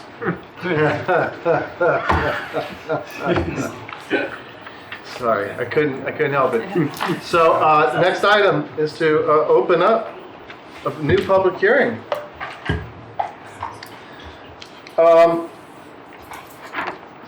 Do you want to do the honors, given, yeah, I thought just all the work you put in, I thought you might want to have the honors, sir. Okay, I'll make a motion that we open the public hearing for the project, Senior Center project off Bishop Road, map 25, parcel 23. The application includes site plan review stormwater management permit. That's it. Do I have a second? Seconded. Any further comment? Hearing none, Ken, how do you vote? Aye. Kathleen? Yes. Nathan? Aye. Julie? Yes. Chair votes aye. We have opened the hearing, and we have representatives. If you'll come up and introduce yourself, sir. Sure, thank you. Thank you, Mr. Chairman, members of the board. My name is Jim DeVellis. I'm a professional civil engineer with DeVellis Arene. Hello, Jim. Oh, sorry. Well, Habit. I know, it's okay. They work really good. do we have a seat for Dan? Yeah, thanks. Bring her up. Come on, Dan. Thank you. Okay, so we have, Sure, Jim DeVellis, Jim? professional civil engineer with DeVellis Arene, civil engineer and landscape architect working for the town. welcome, Jim, and you, sir. John Catlin, the architect for the project. Welcome, John. Thank you. And Yeah, Dan Scott, Public Works Director for the town of Ayer. thank you. And should we make mention he's been authorized to, could you Yes, handle that? for me, Dan is has the authorization from the town manager's office to be the signator on this project and to represent the town. Okay, excellent. And so can you tell us what we can start with this evening, where we're going? Yes. So the application was submitted for site plan review and for stormwater management permit. It has gone through the interdepartmental review. Comments were sent over to the town's engineers, as well as the architects, so that they have all the review comments. They have not had a chance to respond to those yet, but so for this meeting, I think would be initial presentation, any comments and questions, and then continue to the next meeting. Sounds perfect. I'll turn it to whoever wants to lead the narrative. Sure, Okay, okay. thank you, Jim. Yeah, thank you. So I had, for this application, there's a full set of site plans and a full drainage report, and there's a colored rendering. I brought a pointer, but it loses it on the TV. It might be easier if I walk up there and just Feel walk free, you through sir. it. Of course. Thanks. Warned them ahead of time. The laser disappears On the TV, yeah. Okay, so what this square represents is a 3-acre parcel that the town had authorized to break off. State property on this side, the military, and then remaining town property on that side. Right. So Bishop Road, or 0 McPherson is the address of this. So 3 acres. I'll just walk you through the bird's eye view looking down, and then if there's questions, I can bring up the site plan. So starting from the top, the entrance, starting here, this is the senior center. You enter the site in this direction, and there's a drop off here. You can drop off or you can park, and it's circular counterclockwise, and you exit off back onto Bishop. So we thought that was appropriate for the senior center. The drives are fully 24-foot wide, but they are one way. The exception is these are 18 feet intentionally with a bit larger radius for coming in and going out. And we put them at 18 feet so it doesn't look large that it's a two-way, and it's all signed one way. We also put arrows on the parking lot. So what you see in the lighter color of the parking spaces, they are 9 by 18.5, so a little larger for the seniors. There's 103 total parking spaces, which is more than required by code. Here are the handicapped accessible, there's 6 here, and then there's 4 here. So I'll go around counterclockwise and talk about the different amenities here. This rectangle here is the septic system. So it's an underground Title V compliant septic system, totally Board of Health, under 10,000 gallons, so there's no DEP. We did soil testing, or the town did the soil testing in this area. All good sand, gravel, great depths to water table, so we don't expect any issues with this. Submitted it to the board. We're working with the Board of Health right now for that approval. Excuse me. Do we need a secondary site for the septic, like is it with residential or? This is the primary, Yep. and then you can't really see it on the rendering, but this is There it is, the right next reserved to it. area. Thank you. As you come around these big areas here, the site slopes from high to low. From south is down here, goes south to north. This area is sloping at a 2-to-1 slope. This area and this area is undisturbed, so that represents nice. existing woods. There's another area here that's existing, it didn't show up in the rendering, but that area, this area, we're not touching. As you come around, here's the building. People would park, walk along the sidewalks in this color. There's crosswalks here, all accessible curbing. The front entrance to the building is here. You can walk around the building. There's an outside patio, all handicapped accessible, hardscape. And we've done this in many places where it's just a nice sitting area. And it's with the sun coming around this way, you get full exposure in the back. So it's really nice. As you come around here, these kind of utilities, underground propane. This is a generator. This is a transformer. This is an outside area for, we didn't want to put the units on the roof. So it's all enclosed here, the mechanical chilling units. As you come around here to outside pickleball courts, and I've got to say, I played pickleball for my first time this weekend. Whoa. Designing them. I thought they were. And he didn't break anything. I didn't. I actually haven't. So I guarantee this will be used tremendously. And then as you come in this area, we screened here because this is right now what's happening here is the DPW is using it for stockpiling. That's right. Assuming it's going to go on that side, we wanted to put pine trees to buffer it. This rectangle here is a retention basin. So we did testing there, sands, gravels. We designed it a little shallower and wider because there is a turtle discussion that right now turtles go across the site. So all of these curbs are sloped granite. So if the turtle wants to traverse, we had meetings early with the state people, and they said they don't fence things off. They want the turtles to just flow. So a turtle can actually walk all across the parking over these curbs into the basin and out of the basin. 3-to-1 slopes. The rooftop, all of the pavement are being collected by pipes going into the basin. And this is designed for the 100-year storm, and it only goes up a couple of feet and it drains down immediately. Typically we would make it smaller and then let stuff out to match, but zero is going out of this because there's no drainage on Bishop. So we didn't want to, even though this is going there now, we just captured it so you don't have an issue later. We're not asking for any variances with setbacks, building height, parking spaces. There are a couple variances that offhand. Waivers. I'm sorry. That's okay. Waivers. But it fully complies, and it's it just meets the needs of the senior population. And I got to say, it's been a tremendous process working with Ayer. We've had staff meetings, and you guys have done a lot of work that most towns leave it to the consultants, but you've stepped up and really worked hard on this, so I appreciate that. I don't really talk too much about the building, but John, if you want to talk a little bit about the building, or watch out, you let our architects start talking, you're going to be here all night. I will say a couple of quick things. One is we're going to train the seniors to avoid running over the turtles. It's not easy to do that. Yeah.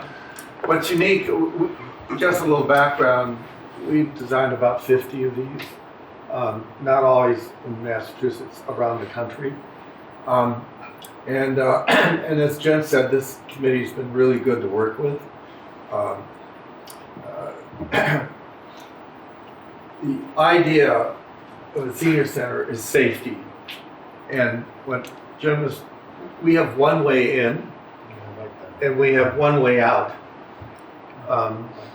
No, I'm going to be 80, so I can say this, but seniors tend to do bumper car stuff, So our parking spaces are 9 feet wide, but we also have double lines. Yeah. So you can really see where you're putting your car. I have a lot of great photographs, which I won't bore you with, of seniors parking all over the place, but not between lines. So we make it really obvious for that.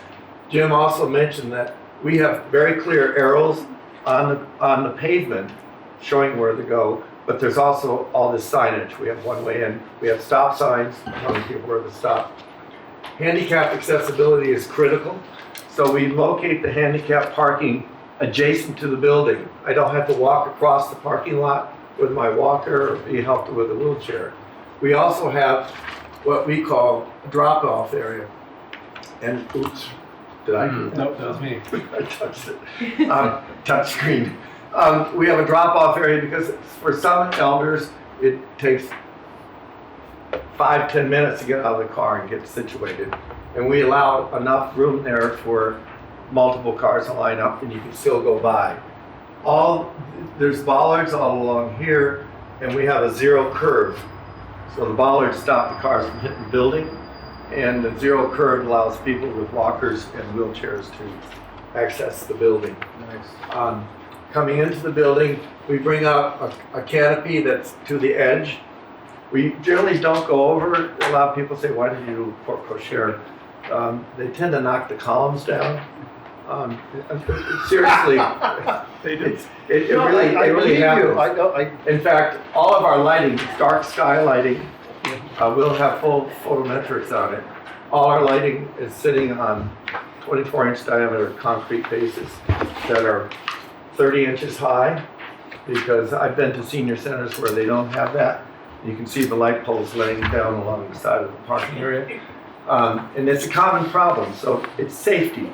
We want it easy to come in, safe to park. So now I know Dan would like to take off these wings, but part of the wings is that what happens is elders will come around the corner, they'll cut the corner. If I have a curve there with a little bit of low landscaping, we don't cut the corner. I always like to tell a little story about North Andover. The old senior center used to be behind Town Hall, and there's a large parking space down there area, and no curbing, none of the staff at Town Hall will put their cars in that lot because they get damaged. And at one time, the police and DPW had to lift a car off the top of another car because they drove up over the car. We want it safe and very, very visually easy to find your way around. The pickleball courts, they've really become popular. Our first one was in Lexington, Kentucky about maybe 10 years ago. And I think we did one recently in Longmeadow where we have 4 outdoor and 3 indoor courts. So they're everywhere. And as Jim will say, they're pretty popular. We do have, this is part of the budgeting, but we have a walk area so people can do outdoor walking all the way around the building. And Katie will figure out how far that is so people know how many times you have to go around and get a mile under the belt. And oh yeah, along this area, we got comments from police about protecting. So we have our charging stations along here. The state we have 2 that are part of the base, but the future is to expand to 12 units. It's part of the state requirements. And they're put in with bollards, and that protects this area here. We have the large bollards along here. And the building is 2 stories, and all of the program area, except for the art, is on the south side of the building, where the light comes in. And light is really, really important for healthy aging. I spend a lot of time outside. I want to make sure I stay healthy. So that's part of that process. Plus we have outdoor patios.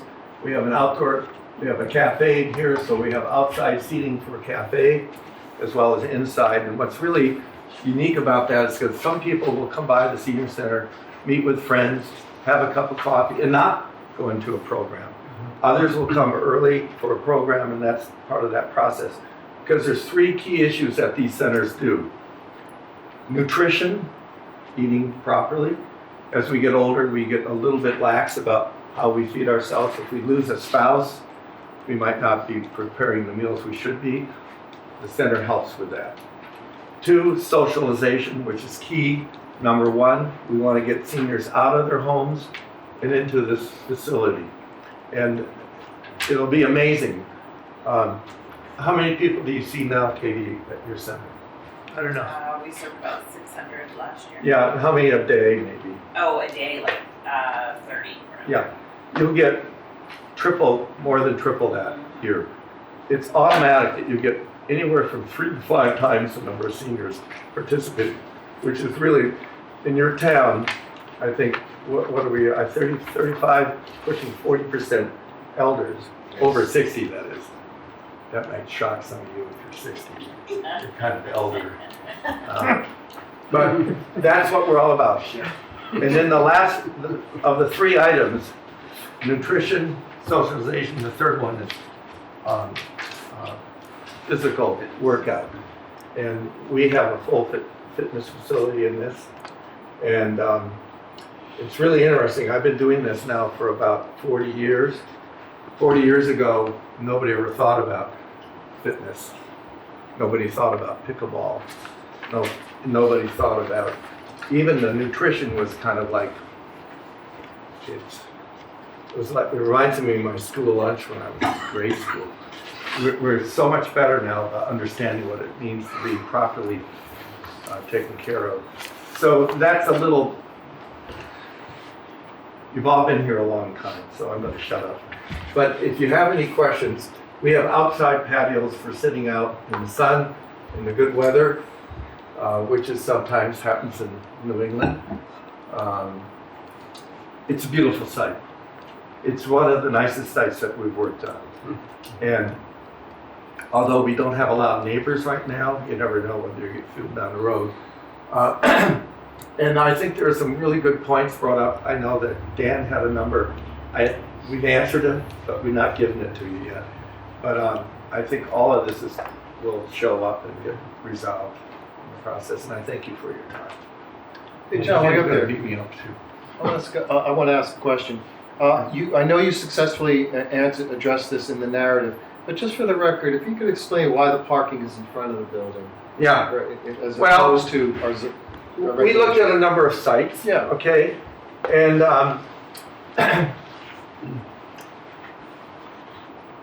I often get this question. Yeah. The building's oriented north-south. The south side of the building gets the light. And we can sit outside for about, rather than just 3 months of the year, you can sit out there and enjoy the patios much longer because you're in the south side of the building. The north side is the darker side, and it's a side that is not as amenable to this kind of user group. And the other reason for that is because we want to see where we're going. And if I put the building up here, you have to drive around the building to get to where you're going to go. We want that parking to be really easy. So north side, because of the site orientation, clear visual connection to the parking lot. And it's like we used to design the super Stop and Shops when they converted from little stores to big stores. And one of the things we learned was they got so big that we had to have 2 doors because nobody walks more than 360 feet to buy your food. So you shorten the walk by creating 2 doors in a 100,000 square foot building so that people, if I come in and it's too far to go, I'll go somewhere else or not buy. We want to make this accessible. So we categorize our seniors as no-goers, you got a wheelchair, slow-goers, walkers or a cane, and go-goers who still are running, like Ken does. And so the go-goers can park out farther. We make sure that the slow-goers or no-goers have easy access to the building without crossing. And that's kind of the whole idea of the design. Also, by having these vertical access down, you can walk safely to the building because it's critical. Seniors don't pay close. I'm sorry to be so hard on us old folks. Don't forget I'm a senior. I know. That's why I'm saying this, you know. We want to make sure that people are able to access the building safely. And walking on a raised walk where the cars can stop here and not go across the walk, you have a safe way of getting into the building. And it's critical. And you can probably guess, I have a 3-hour lecture that I give on designing senior centers for directors. And I give it at the NCOA, the Mass Council on Aging. And I guess my time's up. But any questions or anything, I'd be happy to answer. Well, It's going to be I want to thank you. a fabulous building. That was Not because of the architect. Well, I want to thank you for a very thorough presentation. I appreciate that. Colleagues, you have questions? Kathleen? Is there a bike? Racks, yes. Bike racks? Yeah, Or there you were they are, saying and actually, waiver? I'm not sure yet where we have them. I have them on our main one. The bike racks are, there's 3 of them that you can do 2 bikes on each. And I brought the entire working drawing set. I have. Roll it out. But we do have those, yes. And also, believe it or not, I don't know. They're somewhere around here. And if they're not, I'll make sure they're there. But we do have 3 sets of them, and they'll be on a concrete pad. So I don't see them there, but they are there. We I have a can park 6 bikes. Go ahead. Katie, do you want to make a comment on? Well, they were on. Well, come on up, Katie. And just introduce yourself. Sure, Katie Petrowski, Senior Center Director. They're not on this page, but they are in the detailed drawings. Okay. I'm not sure which page they're on. You can see where they go into the Yeah, I don't think I have ground. them on my civil set. Oh, you don't have mine? Yeah, I'll add those on. Okay. I And know they that was are one of the in the comments. detail. They're round, circle ones. Okay. And, Where are they? Part of the proposal, go ahead if you want, was the request to submit the full set of architectural plans for an early review by the building inspector. It turns out there's a portion of the architectural plans that does cover the site. There's 5 or 6 pages in there of site details within the architectural set. And in that section, it details things I like. won't the bike show lane. you them. holy moly. So there are details. There are shown. 150 drawings. Right. And it'll be there. I'll make sure they go on the he'll make C1 sure that later. Yeah, you'll have your. Okay, yeah, my question was I didn't see them and I didn't see the waiver. I had the comment too. Okay. Uh-oh. Should I sit down? Of course. So there's no need for a waiver because there's going to be bike racks, right? Yeah, okay. That's easy. There was 2 comments that came up. We just got the comments yesterday and within the week, but if I can get the board's input on this. One was to put a guardrail along this section. Actually, you want to go to the rendering or the landscape No, plan? it's right. Right. It shows. Yeah. Put a guardrail along here, which we didn't do. One, I don't think it's needed because we've got a 6-inch curb, and it's a 3-to-1 slope, so it's 3 foot 1, 3 foot 1, and Very shallow. very shallow, and then you'll get on 3 feet. We wanted to use this for snow storage on the side, and then so unless the board has an overlying need for the guardrail, I So- don't need it. And I don't think that was my comment. That may have been Matt's. Might have been that. Matt? Yes. Okay. So that was Matt's. But in terms of the snow storage, we don't typically like to have snow storage next pushed into a detention basin. We'll be short of that. It's a fairly wide band. Yeah, I mean, it's probably about 15 feet. This is the edge of the basin here. Oh, okay. So I was just it wouldn't looking. take up the volume. Okay, I was just looking at the actual grading. So Yeah. and I was assuming that was included. Yeah. So it's just the dark green. That's the Yeah, actual. and Okay. if there is contaminants in the snow, or salt or Exactly. topsoil, I would rather go into the basin because that's what you've got a diversion here that collect. This is a stone wall that keeps it in that one area. And there's, I know this was for a stormwater management permit, also a drainage permit, but the operation and maintenance addresses all that. And the other question was, the rendering doesn't show this area here is untouched. And in the regulations, if the parking more than so many spaces, you need a buffer. Yeah. The same thing here. This is a slope down, and we wanted to use this for snow storage, and then buffering a slope that is higher than the lot. Plus, on the military, I'd rather use the trees someplace else, so that we intentionally didn't add it there. We also, there was an issue of crosswalks too.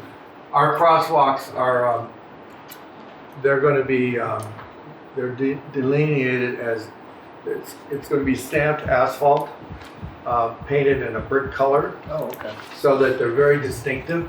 And you can see how this comes across through the island here where the drop off, there's one here, and this comes to the area at the handicap parking where there's a separation between the cars. And that's all stamped and painted. I understand the concern though, because that rendering shows more than is on the submitted plans, Jim. The rendering. That rendering indicates more of the sidewalks, or crosswalks, I should say, than the drawings that were submitted. I think that's why the comment came up. There's no, That wasn't my comments, I don't know. I think it was Matt, but May the have point been. is that Yeah, they're not on those. Yeah, they didn't They're on render the up. final one. We'll add them on we to need to that. add, They are on, they need to be added. they're on that master set. Yeah, they're not on this one. Yeah, yeah. If you go back. They're shown on Yeah, here here, they are. on the layout. Here they are. And those will be stamped in a brick pattern. Oh, yeah, okay. But it's not really clear what. Yeah. There's no there's no hatching or anything on it, that's why. Yeah, we didn't stripe it paint because it's not going to be painted, and we can do a better job showing that. Yeah, So. and maybe you just call it out Right. as a detail. Yeah. Our architectural drawings have that also. And by the way, you know, if you go to Long Meadow, it's not the same. Wilbraham's not a good example. It's a very different lot. We don't have walkways. We share a lot with the town hall, and it's not as formalized as this. But Long Meadow is, or North Andover is, which is not too far that way. What else? Could you tell us a little bit about deliveries, how deliveries get in and out of the building? All right, this is the drop-off area right here. Deliveries hopefully are scheduled, not when the seniors are active in the building. Usually they're done in the morning or in the evening. Same with trash pickup. And it occurs, the kitchen is on this side, the pantry and the service entrance is there. And this is a reserved area for the truck to pull into and drop off. And we don't recommend full-size semis, but this is designed for the fire department's radius turns. We've done a test run on our CAD drawings to show how we can access in and out of the building for the fire department. And the lighting, if I didn't already mention it, we'll have a full photometric, but it's all dark sky. They're all LED, and certainly is a big change from 40 years ago when we just did these big round lights. And I was guilty, we did that, but then we didn't have dark sky lighting. Correct. And John, one comment was show a dumpster enclosure, Yeah, but we don't. and I want to discuss that further with the committee as to how that could be done. We're not big fans of dumpsters. I noticed that one of your previous people had a dumpster. What happens is that you put an enclosure around it, and about 5 years later, it's all beaten to crap, and a lot of the stuff has fallen out and it's kind of collected inside it. We usually recommend these very large rolling containers that are picked up and dumped, and you need about, and it should be because there's food involved. You want to make sure your pickups are at least every 3 or 4 days for food items. We do have, I'm not sure yet whether the kitchen, because it's a septic system, we have a large outside grease trap and inside grease trap to help filter all that out. But when you start really grinding up, you know, if you're feeding 50 people a day, there's a lot of food. So we'd like to see it get into these containers, and then I don't know about you, but I just had a bear last night take down my feeders, so they're all over the place. I had a bear in my So backyard. where would they be? Well, we have an area here right by the service area. Oh, okay. That's fenced in for the HVAC system. It's oversized, and they be kept there. And also, we have a very large pantry, although we may end up with a walk-in refrigeration unit eventually, but we have enough room in there for keeping 2 or 3 of them inside. They're these 360-gallon, and they have a bar on them. And when they come to pick them up, and it's much more contained, but it's got to go through the committee. Understood. Yeah, and also maybe the way the town does their pickups too. I was just gonna say, I can attest I've worked in senior centers that have had both dumpsters and 4 or 5 of what we would call a modern day residential pickup bin, and as an employee, it's far easier to use the smaller ones than to use the dumpster. Yeah, people have to walk out in the dead of winter to wherever the dumpster is and get, throw a big container in. These roll out with rollers, and and by the way, a lot of the work is done in the senior center by volunteer seniors, and it's much more manageable. But the committee has not yet approved that approach. I would prefer to avoid the dumpster. I think that was a DPW comment. Or maybe a Board of Health comment, I can't remember. I actually read through, paid attention to your stuff, so I'm gonna look here. Mentioned crosswalks. If we hadn't shown it there, we'll have the curb radii shown, called out. And because these curves because of the turtle, we're gonna be sloping almost all of them. We always slope the ones that you have to drive around because we take the tires out. It's not an uncommon thing, so we always make sure that's protected. We do have a senior center sign. There's some costs. We're talking about how that will be dealt with out in the front of the building. And I mentioned trash management. We do have one-way markings. There's a question about that. We have one-way signs, we have stop signs, and we have arrows on the parking area. And providing cleanouts for sewer services. He's answered yes. Yeah, all the comments that we got about inverts and that's all minor, and we'll figure that all out. Label size and materials of domestic water and fire service. I could leave this for you. It's 100%. It's 90% specifications for all that listed here. Okay, yeah. I think the question was HD. And I'll be honest, I let Matt take the lead on this, the town engineer, because I'm on the committee and I've kind of provided comments already. I wanted him to see with a fresh set of eyes from a DPW perspective. And he did a good job. Those are good points. And we have all these that. things we will, address as part of it. The only one comment that is probably going to be a change on the design rather than just adding information.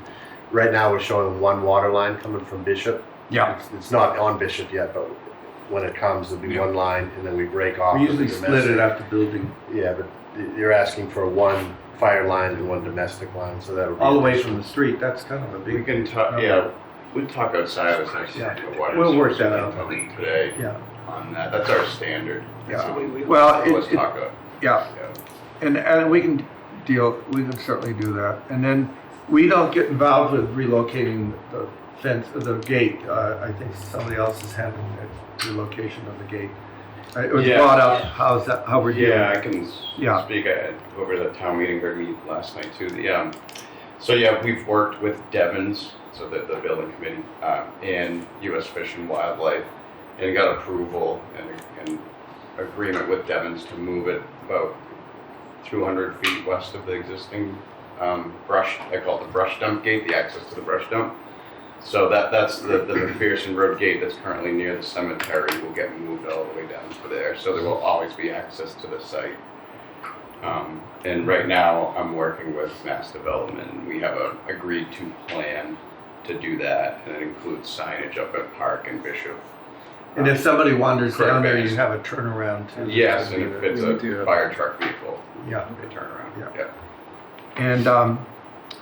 And off-site traffic signage, I think, is a kind of a DPW thing that could work. I'm not sure what. What kind of I think the police chief. No, that's on your list. But now, I do have the police comments. I just want to touch them briefly here. He gave us. I saw him over there. Yeah, I try to be nice too, because I have to leave town. I have to get out. First of all, I said thank you for your comments. Yeah, that's always positive. We do have, at the building, there's some concern, and it's reasonable. At the pickleball courts, we're gonna be having the chargers and there will be some bollards with those, because people will run into them otherwise. And that protects the pickleball courts. And there's also a curb there. Where are those? Because those aren't on the plans. Yeah, they are. Well, they're on the electrical plans. Yeah, they're on the electrical plan. All right. We'll add them to the site plan. Yeah, and I have them on this set if you want. All right. Well, they weren't available. Yeah, they weren't on that, and it's a good question too. Also, all of the handicap parking spaces have a sign saying handicap, and it sits on a 6-inch concrete bollard. So it stops them from there, because some of those handicaps are zero curbing, and Or the wheel stops also. we have wheel stops there. Well, we've all seen the news stories that wheel stops don't stop cars. They go right through buildings. Oh yeah. Oh no. I have a building where we had a senior. We've had a lot of talk tonight about crashing into things tonight and kind of joking about it, but it's no joke. Oh no. So we should be seriously thinking about cars impacting accidentally with other cars, and especially people that are walking. That's why we're creating a lot of the safety stuff. Okay. The one thing I'll mention, we have a car that ended up in the multi-purpose room. No, I know. Over a 5-foot sidewalk and a 6-foot landscaping and right through. So, yeah, that's why schools have a lot of trouble with that too. And then you're absolutely right. The nice thing about this street, Bishop Road, I call it Bishop Road, is it's very straight in front of the center. And we're going to make sure that the line of sight, seniors need, I always like to say, if you're turning into a building in oncoming traffic, an elder needs 45 to 50 seconds more to make the decision to make that turn than a normal driver. And we want to make sure that our line of sights are really good. Fortunately, it's not a busy road. It stops at one end. And just to be clear about my bullet point number 3, it's not really about the frontage here, but I think it's something that as the committee and everybody starts thinking about this, it's the intersections that feed this road. So Route 2A Park Street, which is a very busy road, especially during some times, I think that we really need to understand what is happening there, and the same thing with the 4-way intersection at Westlake. One thing we often recommend is what we did in Peterborough at a difficult site is that we have a yellow light that blinks when there's oncoming traffic. We also have a light that indicates that this is an intersection that is of concern. I don't usually recommend traffic lighting system because it's wildly expensive, but you can certainly. We wouldn't be nowhere near close to meeting the threshold. I'm just putting this on this radar that if we need to think about it now, that at a very bare minimum we need to know what the impact is of those intersections. What I really like is a yellow light that blinks at an important intersection because it warns people that this is something you have to be concerned about. So just to build on what the chief said, this was brought up to them at the meeting, the pre-application meeting. I did mention that, Matt and I, that was one of our concerns too, was definitely the intersection of how that's going to function with the increase of seniors driving to this area. So it's definitely something that we have raised as well. So, no, I think that the road it's sitting on, turning in and out, I think that's going to be a very easy, negotiable in and out. It's a good point. I didn't It's the Bishop Road. It's Park the Bishop Street. Road Park Street area. That's exactly where our concern was. Yeah, that's reasonable. Now I wrote the very weak architect's take on traffic. I want to read the points that I was wanting to make because this is it's not your typical 100 space parking lot where everybody comes at once and everybody leaves at once. The center generally runs, I made this up, 9 to 4, it might be 8:30 to 4:30. Parking capacity, as mentioned earlier, is 103 spaces, including ADA spaces, which are 10, exceeds the normal requirements. Activity occurs over the entire time the center is open, so depending upon programming, folks arrive at different times. And the lot is usually only full in the early afternoon as people kind of all get there. And then they all filter back out again. Planned events where there's a large gathering occurring on a planned basis usually occurs maybe a couple times a month, and it might be in the evening. Weekend events may occur sporadically, but there also may be weekend opportunities for the town to use the center or other things that might happen. Girl Scouts, Boy Scouts, whatever.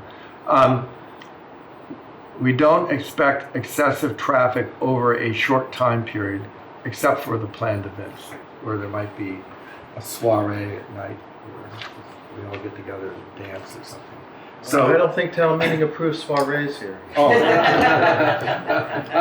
Well, I can tell you, my center down in Tallahassee, 3 o'clock is martini time. Awesome. And they serve martinis from 3 to 4. That's what he wants to hear. That's That's when it comes up. Senior, know your audience. Just what we want. Just what we want. One is just more accidents.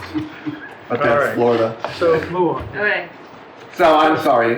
No, that's fine. So I think it's getting late, and we intend. I think one of the things I'm very pleased about the presentation is that every design decision is backed with something reasonable, with a practical, actionable reason, and that's very impressive. I think I'm very pleased. Just as a way of saying I'm very pleased with the thought that's gone into this. It really shows. So thank you. Well, as the chief has stated, there are accidents, and safety is a big part of this.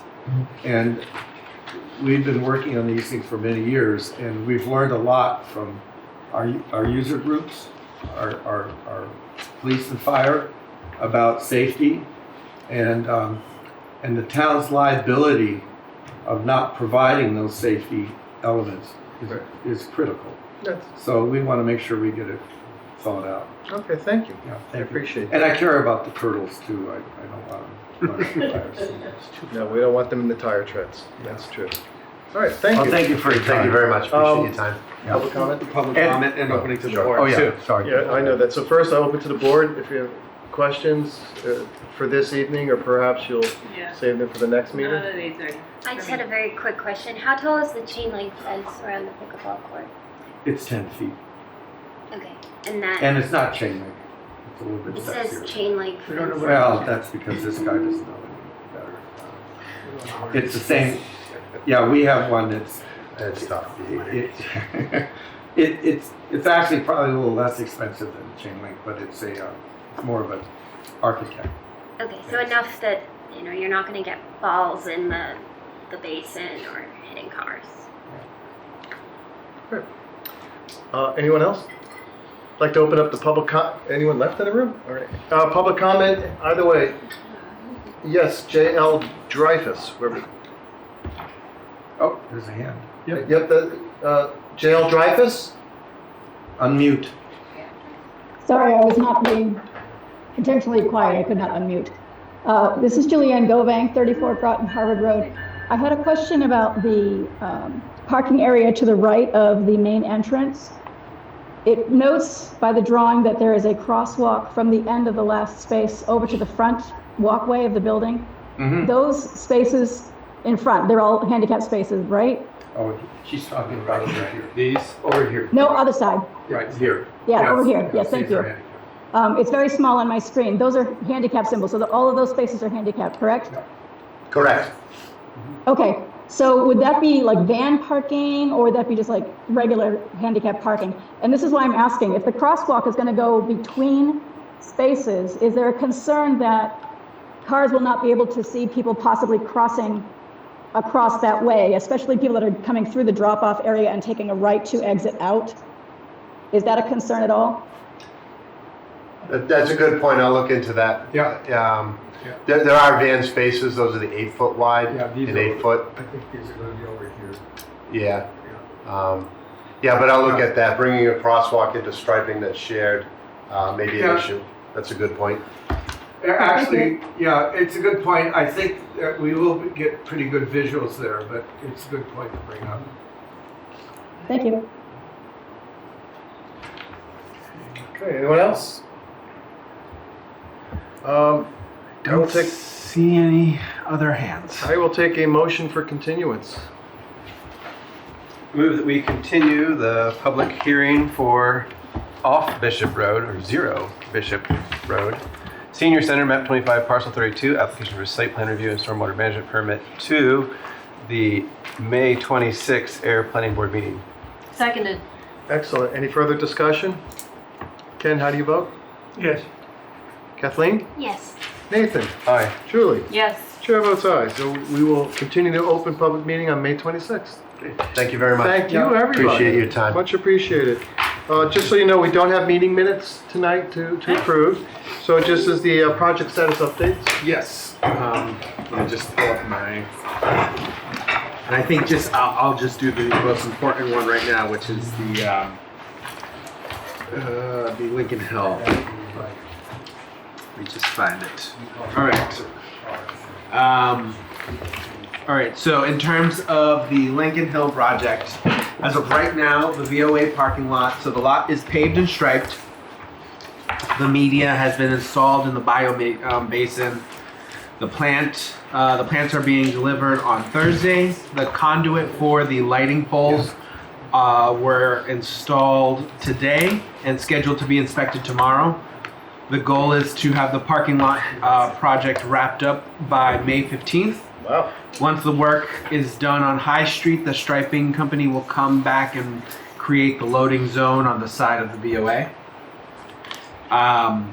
So in terms of the Lincoln Hill project specifically, as of today, all of the water, sewer, and drainage piping has been installed inside the development. The sewer and drainage are installed through the easement down to Groton Harvard Road. They have 100 more feet of water pipe to make the connection from the easement to the development. The Caltech system was delivered and is on site, and construction will begin Thursday. This will take about 3 to 4 days. That's the larger one down below. Yep, the big boy. The initial road work is scheduled to begin this Friday, May 1st on Groton Harvard Road. There will be police details and a presence from the Ayer DPW. I'm not sure what the standard protocol. In terms of that, there's gonna have to be some sort of email that goes out in connection with that to the residents on Groton Harvard Road, just so that they're aware. But the initial work will be starting on Friday. But we'll figure out a way to kind of get that information out. I'm not sure if Julianne, if you could, somehow relay that to some of the residents that you know as well, just so that they also have a heads up. You bet. So that initial work you're talking about is connecting Hold on. utilities. There's a comment that says Friday is a holiday. Right, are we? Friday's a holiday? Not that I know of. May Day? I don't. It's not a federal holiday or a state holiday, so. Not the United States of America. It's not a. Martinis are at 3. Yeah. So National Communist. So the only days that are considered are state holidays and federal holidays. Those are the only ones that are considered legal holidays for us. Sorry, what is the impact to Groton Harvard Road, though? They're going to be doing road work, so connecting into the piping into the road. So they're going to be cutting into the. They're closing the road, or like you can still drive in both directions? So the plan is to have one lane closed, and there's soon to be police detail there. Right. So like one lane where like you drive, you wait, then right. Like, Yep. So it's still two-way traffic. Is all I'm trying to understand. Yes. Okay. Yeah. That's why. So there'll be a detail there to work for both. Sure. both Sorry, sides. I just missed that. Yep. The road work for connections on High Street is scheduled for Monday, May 4th, next week as well. The only connection on High Street is water, and is scheduled to be done to be 1 week for that work. They're going to do the work and repave the trench. The final fill, mill, and repave is scheduled to be done at the same time as the neighborhood. We are still on schedule to have the road and the development paved by mid-June, and they're applying for building permits for the first 2 houses this week. Wow. So the project is moving along very fast. Excellent. Thank you. Is there anything else that the board is? So the connections to Questions Groton last? Harvard Road, you've got water, drainage, sewer, Correct. the 3. Yep. Yes. And I think it was about 2 weeks ago, the water department was down there, looking at, connections and all that stuff. So. Yep. All right. Good. Yep. I'll take a motion to adjourn. So can Oh. I just ask? Sorry, it's not a project Go update, but I did throw out the May 5th, and I just threw out a time. I was just making stuff up. I just want to make sure because we all can't talk about it outside of the meeting in an easy way that doesn't make Danny check on us each to make sure our availability is there.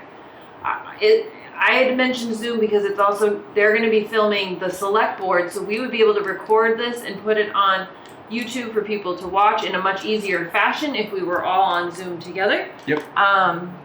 But is there anything? Those were all my thoughts, but everyone else should weigh in now. I think is my ask. I think we're a little past that because we already made the date. Okay. Yeah, good. It's already been continued to it. In terms of Zoom versus in person, that's up to I think that's what I'm saying. I'm saying that's- time because I think a half hour here or there, we're allowed to make it 48 hours. So we schedule, right now it's scheduled, we continued it to May 5th at 7 p.m. That's the time that we have it scheduled. So in terms of Zoom in person, that's kind of up to you guys, how you guys want to handle that. If you want to do it in person or you want to do it in Zoom. Will there be a location made available, like a So office or something? most likely the second floor meeting room. Okay. That we can use that because the select board will be meeting at that time. Sure. I don't know, maybe they'll be done by then, but I don't want to take that chance. So we would go on the second floor. Okay.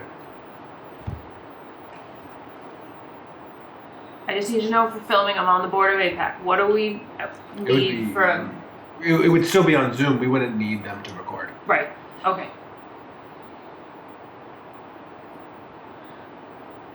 I'm assuming that no matter what, we would still have a Zoom meeting. Yeah. So that the public can join via Zoom, right? Yep. Yeah. Still, the Zoom is still going to happen.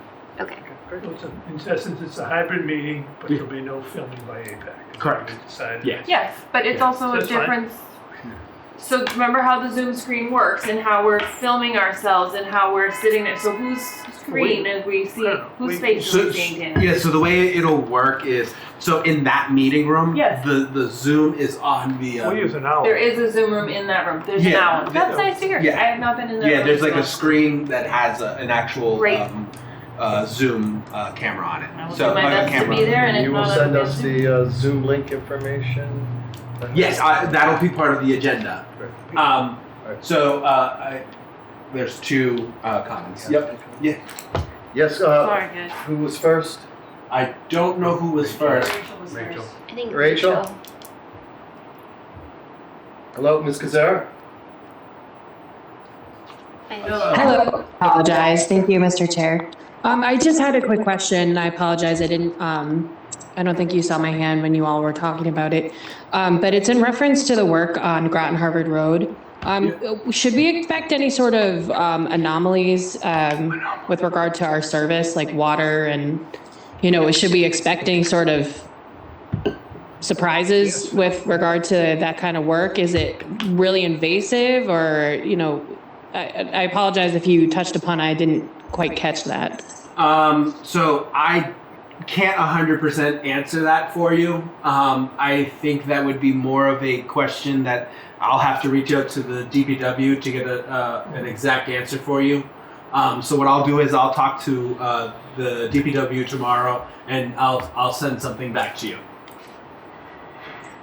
Okay, wonderful. Thank you. I appreciate it. Okay, thank you. Julianne. Julianne? Hi again. if I'm going to be reporting to the neighbors, when I approach the Flynn's across the street and I tell them about the work that's going to be done, they are going to ask me about the progress of the culvert next to their house, and I don't have an answer for that. So I was going to ask if Matt is still there and can touch on that. Matt left, but I can get you an update on that too. I saw it on the agenda for the. No, different culvert. Okay. Yeah, I can get you. When I ask about the the road work, I can also ask about that. Super, thanks so much. Yep. All right. Okay, guys. Thank you. Motion to adjourn. Seconded? Yeah. Good night, everybody. Thank you very much for your patience.